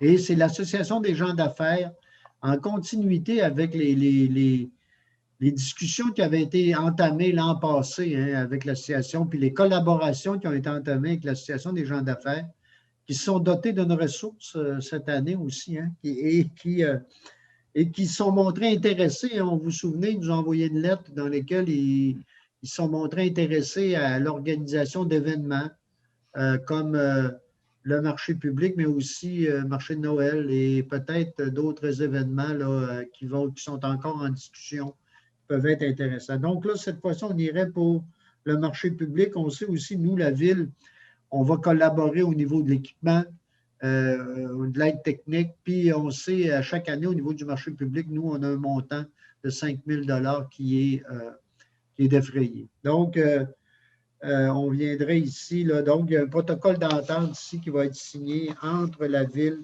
et les gens et l'association des gens d'affaires dans le cadre de la collaboration pour l'organisation du marché public encore cette année. Monsieur Bouchard, vous l'ajoutez? Non, mais en fait, ça tantôt, c'est pour vous dire qu'on écoute et on vous suit de près. Il y a le point E20 là, qui a été. Oui. La bibliothèque. Mais c'est pas grave, on pourra le faire après. Après. Ah, j'ai passé le point de la bibliothèque. Ah, oui. Si c'était un test à notre écoute. Oui, c'est bon. Et là, je vois que ça écoute. Tout le monde s'en est rendu compte, comme je peux voir. Mais est-ce que j'ai eu une proposition? Oui, je l'ai fait, M. le maire. M. Goudreau, c'est appuyé de Michel Fizette. Ça va. Donc, on va revenir au projet de bibliothèque. Mais comme à chaque année, au niveau de la bibliothèque, nous, il y a une demande de subvention qui est faite au ministère des Affaires culturelles là, pour le développement de la collection de la bibliothèque. Donc, ça sert à l'achat de livres, d'abonnements aux périodiques, l'achat de documents audiovisuels aussi. Donc, on irait là, pour une résolution là, pour que Mme Ouellette puisse faire sa demande pour la bibliothèque. Donc, est-ce qu'il y a une proposition? Oui, j'ai Michael Pilote, Thérèse Lamy appuie. Ça va. Maintenant, là, je vais revenir au 22. Donc, acquisition de parc à vélo, encore un projet intéressant qui a été réalisé à l'époque avec la ville de Baie-Saint-Paul, avec ce qui s'appelait à l'époque le Club cycliste, qui est devenu maintenant Vélo Charlevoix. Et il y a eu quand même, vous savez, là, au niveau de la piste de vélo qui est encore dans le secteur de Saint-Aubin, là, on a, je pense, quelque chose d'intéressant là-bas et on a été approché par Vélo Charlevoix pour céder à la ville ces équipements-là et qu'on puisse, parce qu'eux considèrent qu'on est mieux placé pour les entretenir. Ça fait partie de l'ensemble de notre protocole d'entente avec la commission scolaire. Et donc, je pense que c'est des équipements que je pense qu'on peut être fiers d'accueillir, de prendre et qui peuvent être très intéressants pour nos jeunes. Donc, est-ce que j'ai une proposition pour Michael Pilote? C'est appuyé de Gaston Duchesne. Ça va pour tout le monde là-dessus?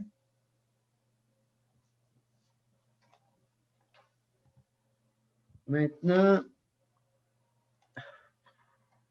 Sentier Québec-Charlevoix, aménagement du sentier T4 Nord. Ça, c'est un autre. Ça, là, il n'est pas bien gros le projet. Mais en fait, là, c'est parce qu'ils vont passer sur notre terrain et la ville, nous, on autoriserait sur notre terrain qui est, vous savez, le terrain nous appartient dans le secteur de la halte touristique là, dans la Côte-Saint-Antoine. Et là, il passerait le sentier qui partirait du chemin de la Martine et qui serait adjacent à la route 138, qui viendrait passer là et qui irait rejoindre donc Saint-Antoine Sud pour revenir à la pointe. Et vous savez, en réalisant cette boucle-là, ce bout de sentier-là, on vient presque relier là, Petite-Rivière avec Saint-Urbain complètement, même la grande traversée. C'est quand même quelque chose d'assez exceptionnel. Et donc, nous, on nous demande là, de donner la permission de pouvoir entreprendre là, la réalisation de ce bout de sentier-là. M. Régent Allard, on le sait, je pense, dont il faut souligner le travail aussi. Régent est un monsieur qui a mis beaucoup de temps et d'efforts dans la réalisation du sentier là, dans notre MRC et à Baie-Saint-Paul, il y en a plusieurs intéressants et je pense que ça mérite de le souligner.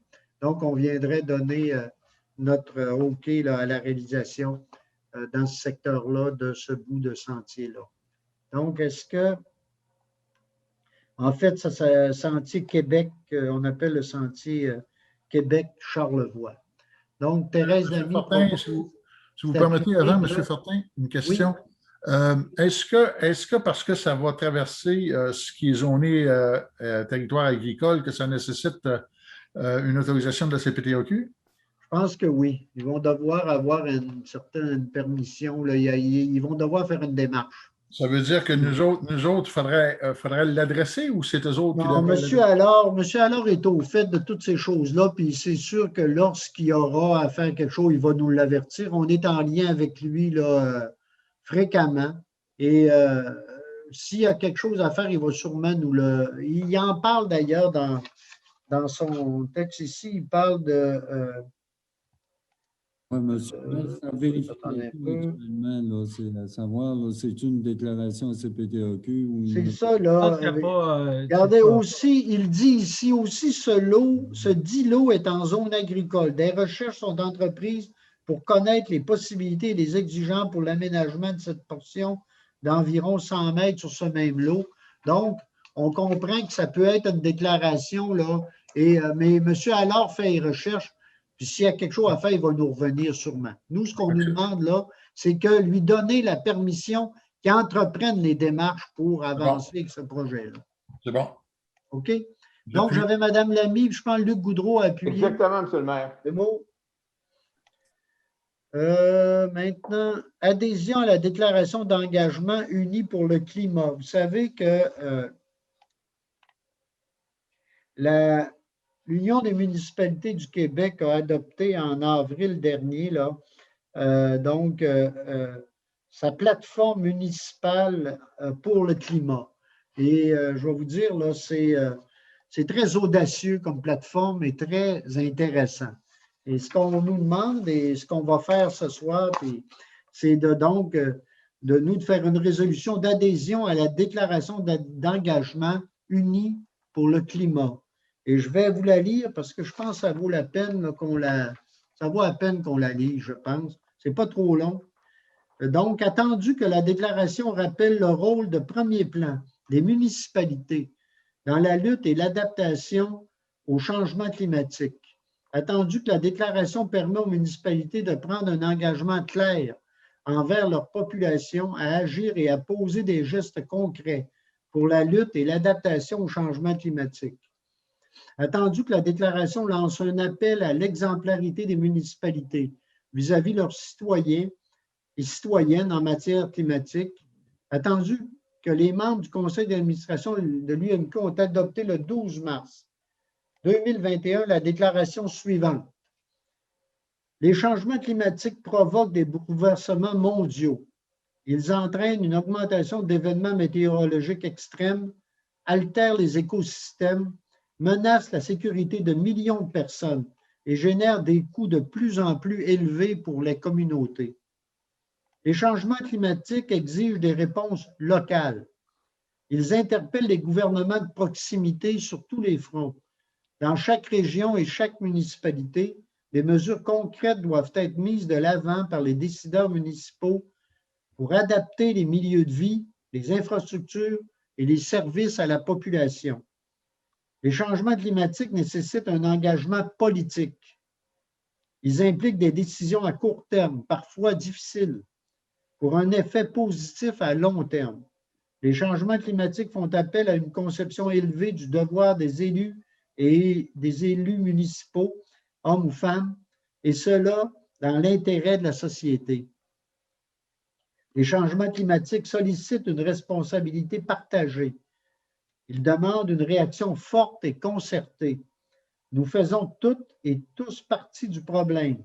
Nous faisons aussi tous et toutes partie de la solution, gouvernement, société civile, citoyennes et citoyens.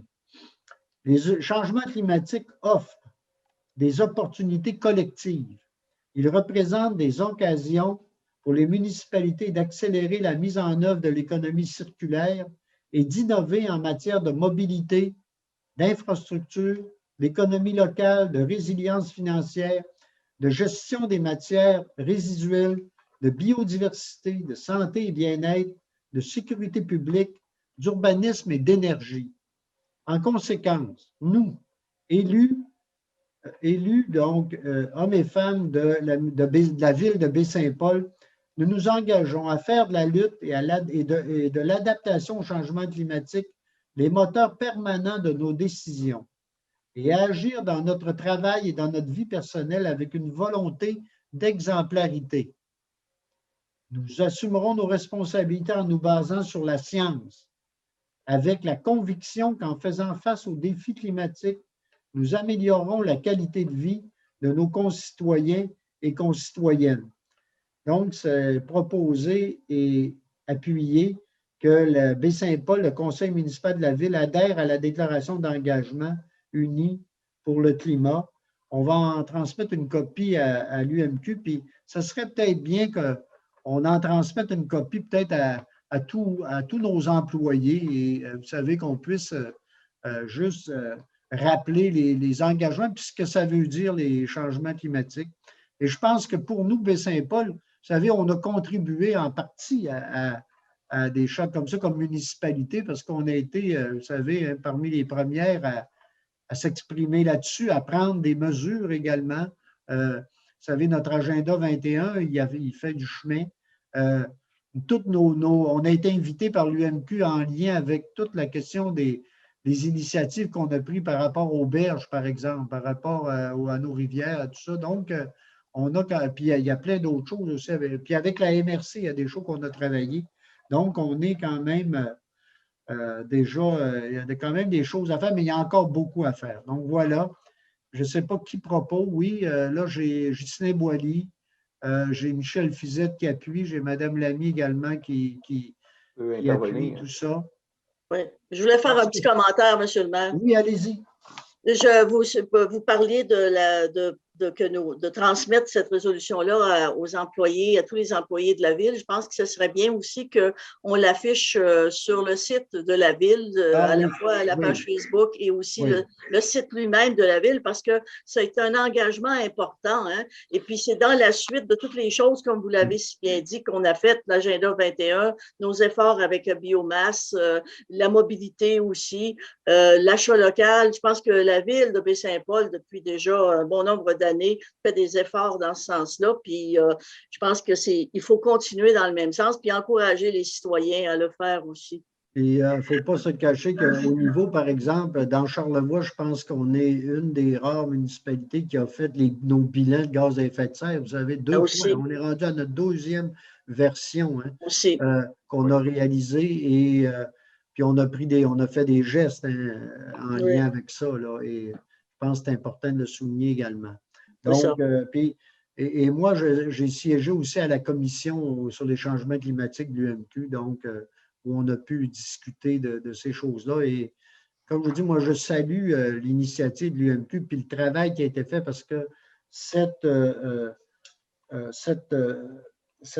déclaration-là qui a été faite, cette charte-là, elle est absolument exceptionnelle et j'invite les élus municipaux d'un peu partout là, pouvoir en prendre connaissance. Puis c'est sûr que c'est exigeant, on ne peut pas tout réaliser, mais je pense que c'est important d'en prendre à tout le moins d'en prendre conscience. En tout cas, c'est très audacieux, puis c'est un pas dans la bonne direction. Hein. Voilà, donc. Monsieur Fortin. Oui, M. Fizette, allez-y. Ouais, je voulais juste ajouter au bénéfice de ceux qui nous écoutent, ceux et celles qui nous écoutent, cette résolution s'appuie sur la déclaration là, de l'UMQ. L'UMQ, c'est l'Union municipale. L'Union des municipalités du Québec. L'Union des municipalités du Québec. Okay? C'était juste pour le rappeler, là, parce que c'est souvent des choses qu'on oublie. dont nous sommes membres depuis plusieurs années.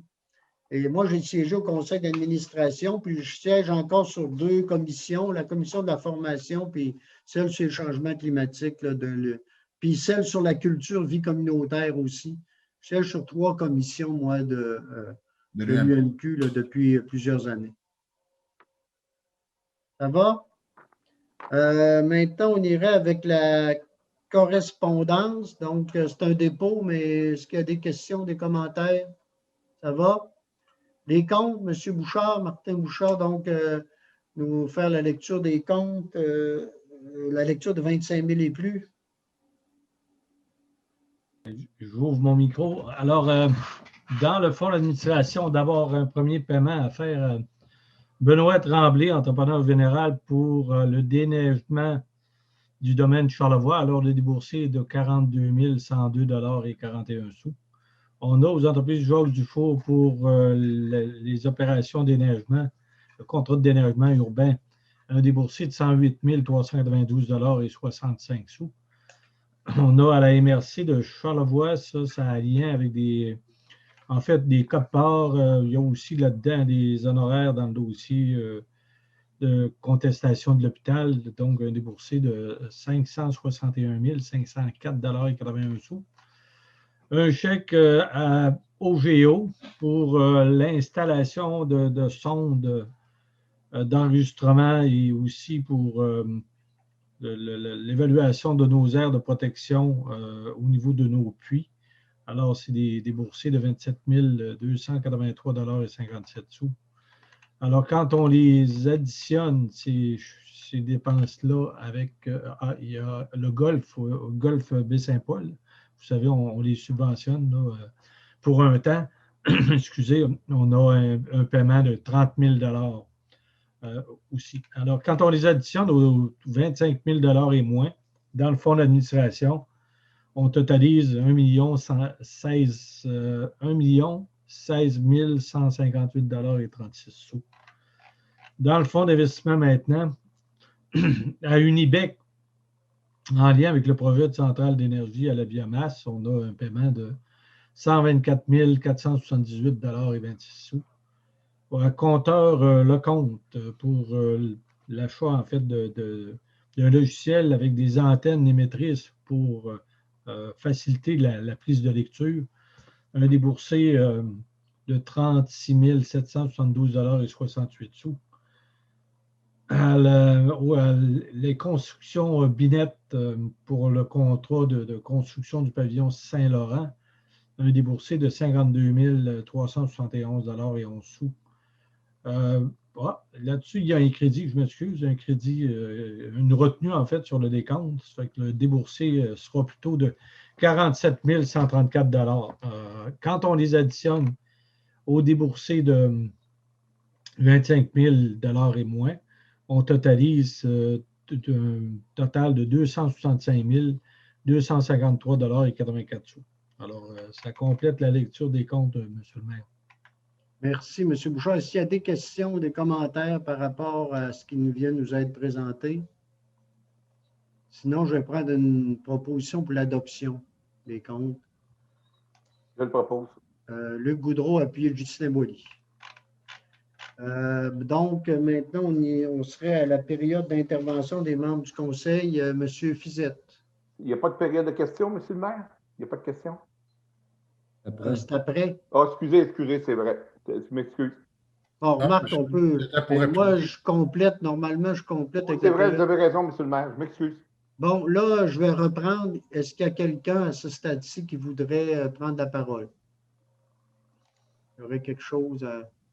Levez la main, je vais vous donner Michael Pilote. Oui, donc juste pour rappeler, là, cette semaine, mercredi, en fait le 12 mai, ça va être le lancement de la programmation là, de nos partenaires du festif qui va se lancer là, à 17 h, là, un lancement qui va être virtuel. Là. Vous comprendrez qu'en raison des mesures sanitaires, c'est impossible de tenir un lancement là, en présentiel.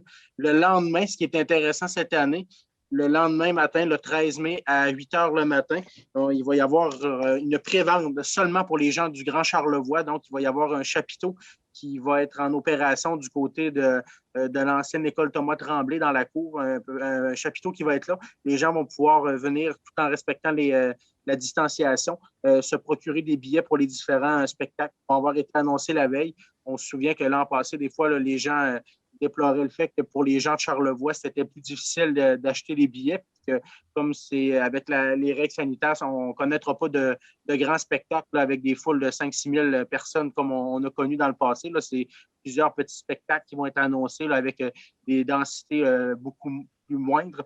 Donc, c'est plus difficile d'avoir des billets. Et le lendemain, le 14 mai, la vente va s'échelonner à la grandeur là, du territoire québécois sur les sites web. Donc, Je le rappelle encore une fois, le jeudi 13 mai, entre 8h et 20h, pré-vente pour les gens du Grand Charlevoix.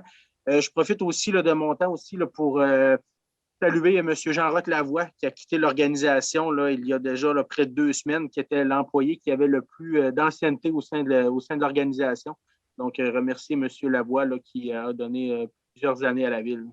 Oui, monsieur Pilote, si vous le permettez, Oui. si vous le permettez tous aussi, on en a un qui avait moins d'années d'ancienneté aux travaux publics, M. Martin Girard aussi, qui vient prendre sa retraite. Je pensais, Martin, oui. Qui va le faire sous peu. Là. On le salue également aussi, je le salue également pour son apport au sein de l'organisation. Oui, je suis sûr. Est-ce qu'on sait où est-ce qu'il sera installé, ce chapiteau-là? L'école Thomas Tremblay. À l'ancienne école Thomas Tremblay, M. Fizet. OK, merci. OK. Donc, d'autres personnes qui voudraient prendre la parole? Oui, j'ai levé la main. Madame Lamy, oui, excusez-moi, allez-y. Non, ça va. Alors aujourd'hui, on a quand même appris une bonne nouvelle dont le Conseil a pris connaissance. Vous vous souvenez que durant la pandémie, alors que les personnes âgées tombaient comme des mouches dans les CHSLD puis dans les RPA, qu'on a fait le procès de tout le système de santé puis qu'on s'était interrogé sur qu'est-ce qu'il fallait faire pour éviter de semblables hécatombes. Eh bien, et parmi les solutions, on disait, entre autres choses, qu'il faudrait davantage d'aide à domicile pour les personnes âgées pour désengorger les systèmes de santé, puis qu'il y a des gens qui peuvent rester chez eux, mais qui ont besoin davantage d'aide. Alors voilà qu'aujourd'hui, on a appris que le CIUS de la capitale nationale a mis un programme qui s'appelle Chèque emploi service, qui permet à des personnes qui souhaitent offrir de l'aide à domicile à des personnes âgées vulnérables de le faire tout en étant rémunérées. Donc, vous serez, si vous voulez postuler, vous serez rémunéré pour offrir ce type d'aide. Alors là, je vous le dis comme ça, mais on va probablement le retrouver sur le site de la ville. Dans Charlevoix, on peut appeler au numéro 435-9063. Et puis, on peut postuler aussi un rendez-vous avec le CIUS. Alors, c'est ciusscm.ca/chèque, emploi, service. Moi, je vous invite, il y a des gens là, qui ont envie de travailler avec les personnes âgées à domicile au lieu de travailler dans un établissement. Alors, je vous invite à postuler. Ça va être, c'est une aide. Vous allez être rémunéré, vous allez être payé. Et je pense que ça va rendre un très grand service à l'ensemble de notre société. C'est vrai, voilà. C'est vrai, c'est un très beau projet. Et moi, je veux juste ajouter, peut-être, probablement que dans les liens qu'on a au niveau de MADA et tout, on va pouvoir l'inscrire aussi sur nos sites au niveau de la ville. Oui. Je l'ai déjà demandé à Mme Tremblay. À Lucane Tremblay, oui, qui est notre responsable là-dessus. Puis sûrement qu'on va pouvoir inscrire les différentes coordonnées de ce projet-là. Il faut dire, M. le maire, que dans notre cas, à nous, en tout cas, ça fait longtemps qu'on travaillait un dossier semblable, à la demande même de nos collectifs de MADA, nos petits colloques qu'on a fait, où c'était l'une des priorités que demandaient les personnes âgées qui étaient là en disant on a besoin d'aide à domicile. On a essayé de mettre différentes choses sur pied, mais bon, pour toutes sortes de raisons, ça n'a jamais marché, mais là, au moins, en tout cas, il y a une petite avenue de solutions. Oui. Intéressant. D'autres, ça va, Mme Lamy? Oui, ça va, merci. Oui. D'autres commentaires ou Monsieur le maire. M. Goudreau? Monsieur le maire, ce soir, j'ai 2 raisons plutôt qu'une de me réjouir. Dans un premier temps, je veux parler de la résolution d'achat qu'on a acceptée ce soir, la promesse, c'est-à-dire d'achat, qui a été déposée par la SQI, depuis que la Ville a fait l'acquisition de Maison-Mère. Maison-Mère a fait couler beaucoup d'encre, a fait lieu de beaucoup de discussions. Ce soir, le Conseil municipal a entériné, par voie de résolution, une promesse bilatérale d'achat pour le bloc 6 de Maison-Mère. Je m'en réjouis au plus haut point de la tournure des événements. Nous sommes 3 conseillers qui restent des 6 qui avaient voté pour l'acquisition de maison mère le 9 mai 2016. Je ne pourrai jamais l'oublier. Aujourd'hui, le temps nous donne raison. Au moment de faire l'achat, nous avons investi dans un projet pour donner une deuxième vie à un bâtiment qui fut jadis un moteur économique de Baie-Saint-Paul. Bien sûr, le parcours ne fut pas facile. Il a soulevé beaucoup de questionnements, beaucoup de discussions à l'intérieur même de ce conseil. Nous sommes forcés d'admettre que le précédent conseil avait vu juste. Nous voulions en faire un lieu de développement économique. À ce jour, Maison Mère fut l'incubateur d'un minimum de 10 nouvelles entreprises. Et c'est bien lancé avec ce que nous venons d'annoncer ce soir. Le futur pour Maison Mère, et je m'en réjouis, ne peut que s'améliorer et on va vivre des jours meilleurs au travers de Maison Mère avec le geste que nous avons fait ce soir. Le deuxième point où je suis vraiment heureux de partager avec les citoyens et citoyennes. Comme on le sait tous, l'été passé, la circulation automobile à l'intérieur de la ville, ça a été vraiment pas facile. Suite à ce que nous avons vécu l'été dernier, la ville a décidé de former un comité spécial sur la circulation automobile dans le périmètre urbain. J'ai été heureux de faire partie de ce comité-là, ainsi que Mme Lamy. Nous avions été mandatés par le Conseil pour siéger auprès du comité de circulation et de revenir au Conseil avec des recommandations.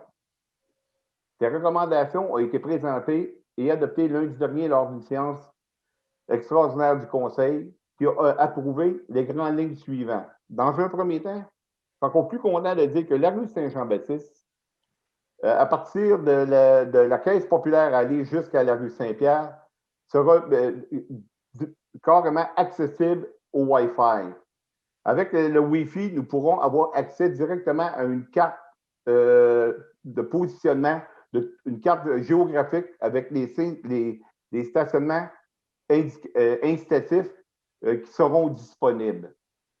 Tout ça pour dire que le Conseil, vous avez entendu l'automne passé, on vous a entendu et on a livré. Plus de 130 000 $ sont investis cette année pour gérer le flot de la circulation et assurer une certaine fluidité à l'intérieur de la ville.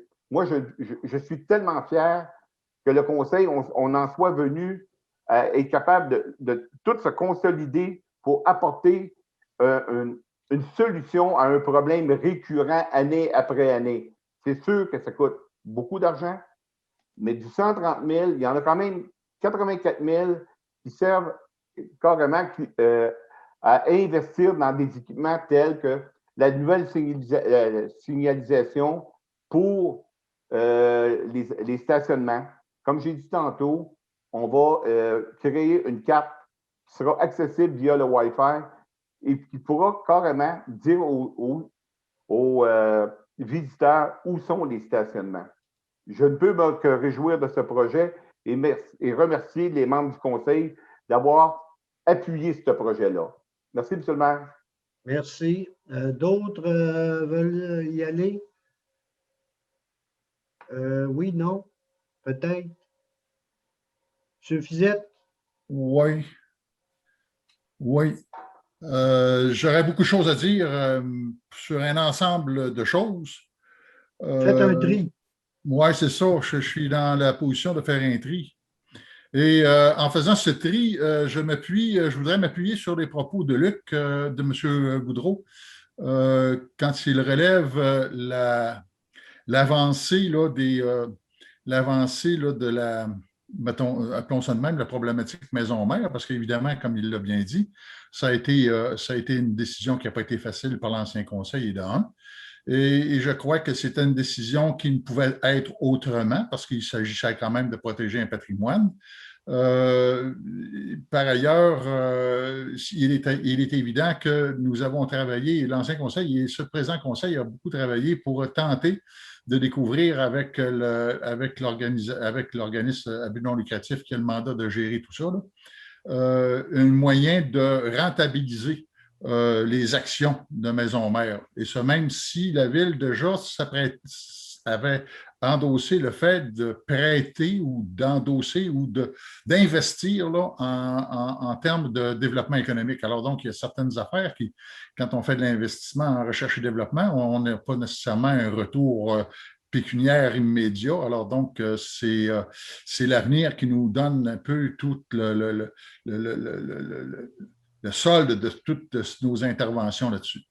Maintenant, ce soir, on a effectivement pris une orientation, une décision puis une résolution concernant un achat-vente, un projet d'achat-vente qui nous est arrivé, dans le fond, un peu en circonstance du fait que c'est une chose qui ne pouvait pas s'imaginer au point de départ quand la Ville de Baie-Saint-Paul s'est portée acquéreur de maison-mère, mais c'est une chose qui nous arrive là, compte tenu des circonstances, puis aussi là, de l'intention et de la volonté là, ferme de l'actuel gouvernement provincial qui veut investir au niveau de maisons de culture. Alors, on n'a qu'à se féliciter que Baie-Saint-Paul ait été choisi pour recevoir cet important projet. Ça, c'était concernant cette partie-là. Vous avez bien fait, M. Goudreau, là, d'en faire mention parce que c'est quand même une valeur ajoutée très importante là, pour notre ville.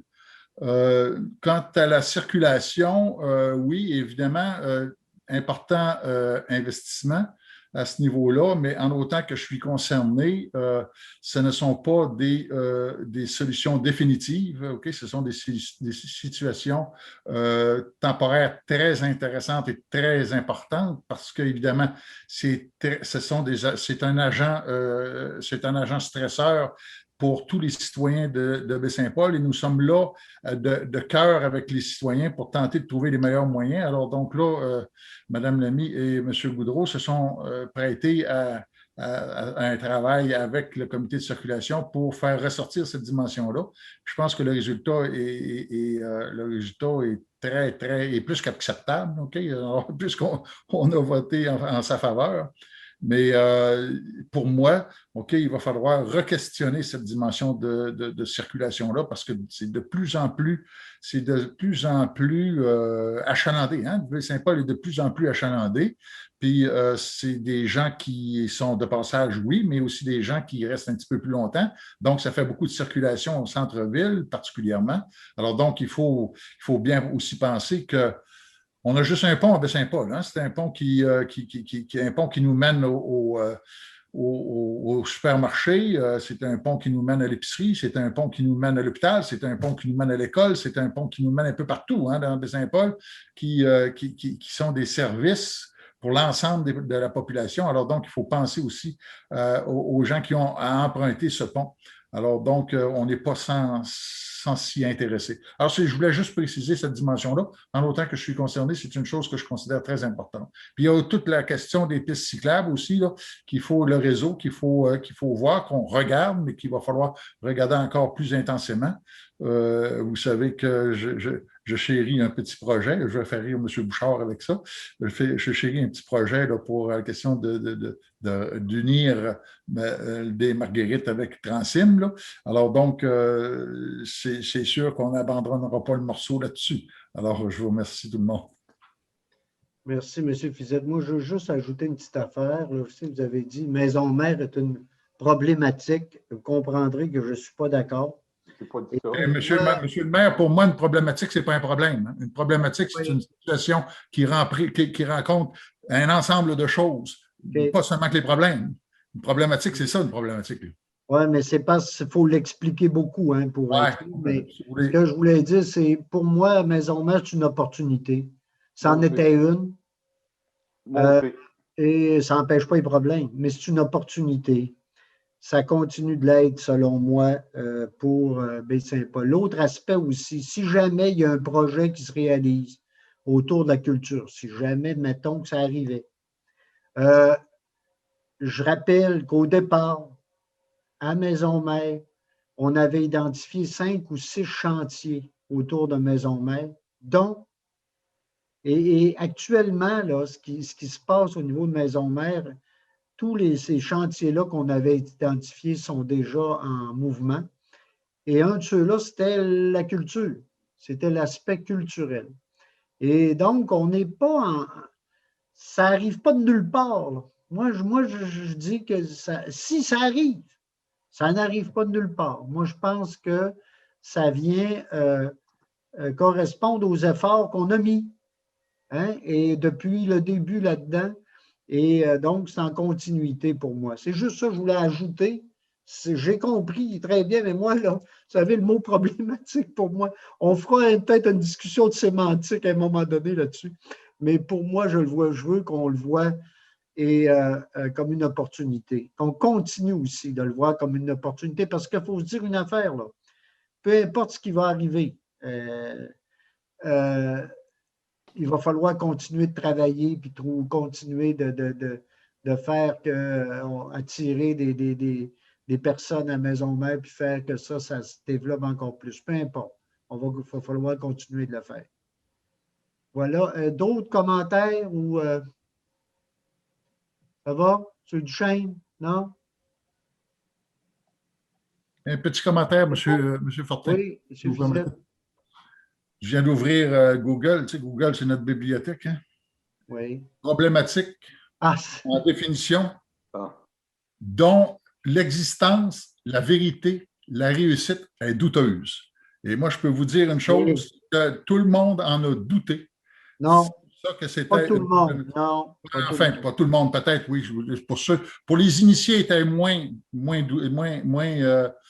douteux, mais pour les non-initiés, parce que quand même, tu sais, tout ce qu'on travaille, nous autres, on est initiés à ça, hein, tout ce qu'on travaille, on discute, on analyse, puis on échange, puis on se tiraille à travers tout ça, là, je comprends tout ça.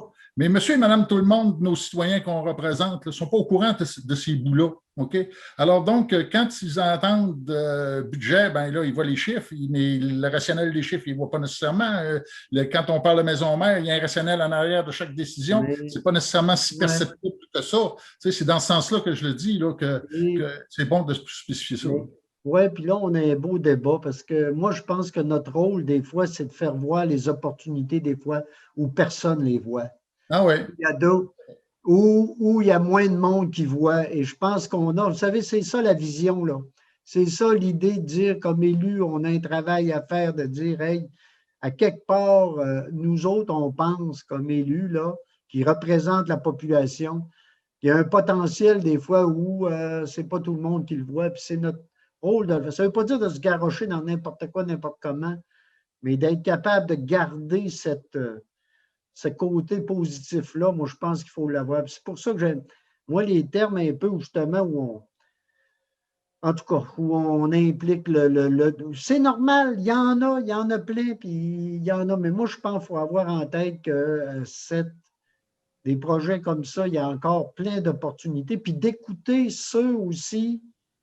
Tu sais, ça a attiré à Baie-Saint-Paul, Maison-Mère, des gens qui ont des projets, là.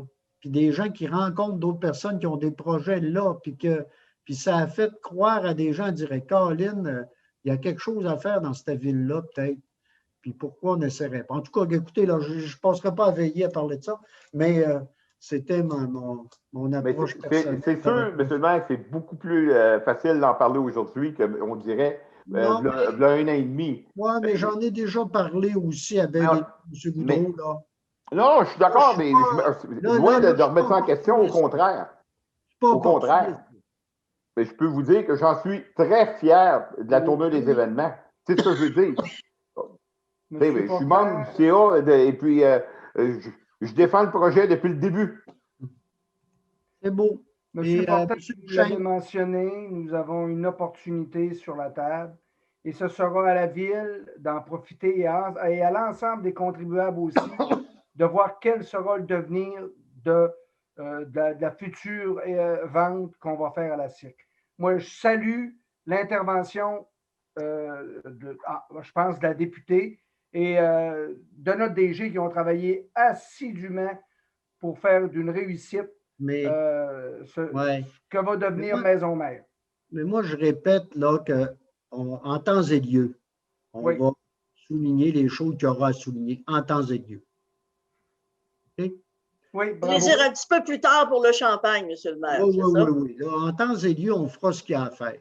On va pouvoir prendre le champagne qui nous est donné par la COFEC. Là, il y a 24 bouteilles. Et... Non, OK. Et là, je pense qu'on n'est pas au champagne, on n'est à rien de ça. Faites attention, là. Et écoutez, là, il y a du travail à faire, puis je le répète, là, laissons à ceux qui ont des annonces à faire la possibilité de le faire, si jamais il y en a à faire. Et moi, je répète ça, c'est important. Donc, voilà. Maintenant, question du public, M. Bouchard. Oui, nous avons reçu, M. le maire, 4 questions de Mme Thérèse Coniam. Je vais vous les lire en bloc. Question 1, je les lis textuellement. Gaston Duchesne, 2 petits points. Qui paie les honoraires de l'avocat qui a communiqué avec moi le 30 mars 2021 dans le but de vérifier mon état de santé mentale pendant 45 minutes. Qui plus est, cet avocat a téléphoné à mon frère afin d'obtenir le numéro de téléphone de mes filles. Question 2, Gaston, 2 petits points. Les logements loués à la résidence Les Jardins du Gouffre ne sont pas offerts dans le journal régional charlevoisien. Pourquoi retrouve-t-on Les Jardins du Gouffre sur le moteur de recherche Vive en résidence qui couvre un vaste territoire? Troisième, qu'est-ce qui permet à un office municipal d'habitation de se lancer à la recherche de locataires sur le territoire du Québec aux dépens de la population charlevoisienne? Une réponse claire, s'il vous plaît. Quatrième, Martin Bouchard, 2 petits points. Qu'est-ce que vous attendez pour agir dans le dossier de l'OMH de Baie-Saint-Paul? Lors d'une rencontre le 2 juillet, M. le maire a fait allusion à une mise sous tutelle que vous avez refusée d'un simple hochement de tête. Avez-vous une autre solution? Là, écoutez, moi, tout ce que je peux dire, je sais qu'il y a un litige actuellement, comme il y a un litige entre Mme Cunningham et l'OMH à Baie-Saint-Paul, il est difficile pour moi de répondre à ces questions-là, puis même de demander à M. Duchesne de répondre. M. Duchesne est conseiller municipal ici, et à titre de président, je pense qu'ils ont déjà, eux, déterminé une façon de travailler avec l'ensemble des personnes, dont Mme Cunningham, et je vais les laisser continuer de travailler dans le sens où ils ont commencé. Puis ce que je veux dire, là je vais le dire, nous, puis là, je vais peut-être répondre en lien, par contre, avec la dernière, parce que ça touche la direction générale, M. Bouchard et moi. Mais là, vous savez, oui, ça a été évoqué, cette chose-là, mais rapidement, on en est venu à, puis je pense, M. Bouchard, puis on s'est parlé rapidement, puis on en est venu à la conclusion qu'on ne pouvait pas le faire. Puis Mme Cunningham, je vous l'ai déjà dit, on ne peut pas aller dans ce sens-là de la tutelle parce que ce n'est pas un organisme qui dépend directement. Ça dépend de la SHQ, l'OMH.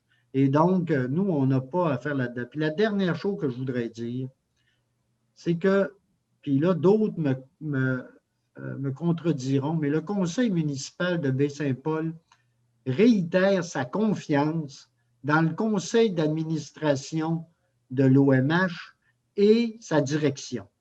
Pour nous, là, on fait confiance à ces gens-là et à leur façon de travailler. Puis je veux le répéter, là, Mme Cunningham, c'est important, puis à d'autres aussi, là, que nous, on fait confiance au CA et à Mme Gagnon, qui en est la directrice, puis à l'ensemble du personnel. On pense et on est convaincu qu'ils font un bon travail. Et moi, je réitère ma confiance au nom du conseil dans cette organisation-là. Puis, voilà, moi, je ne peux pas dire plus que ce que j'ai dit là. Voilà. D'autres questions, M. Bouchard? Non, pas d'autres questions, M. le maire. Bon. Autrement, je vais prendre une proposition pour la levée de l'Assemblée, puis si les journalistes, après, là, veulent poser des questions, on pourra y répondre. Oui, M. Fizette propose appuyer Thérèse Lamy.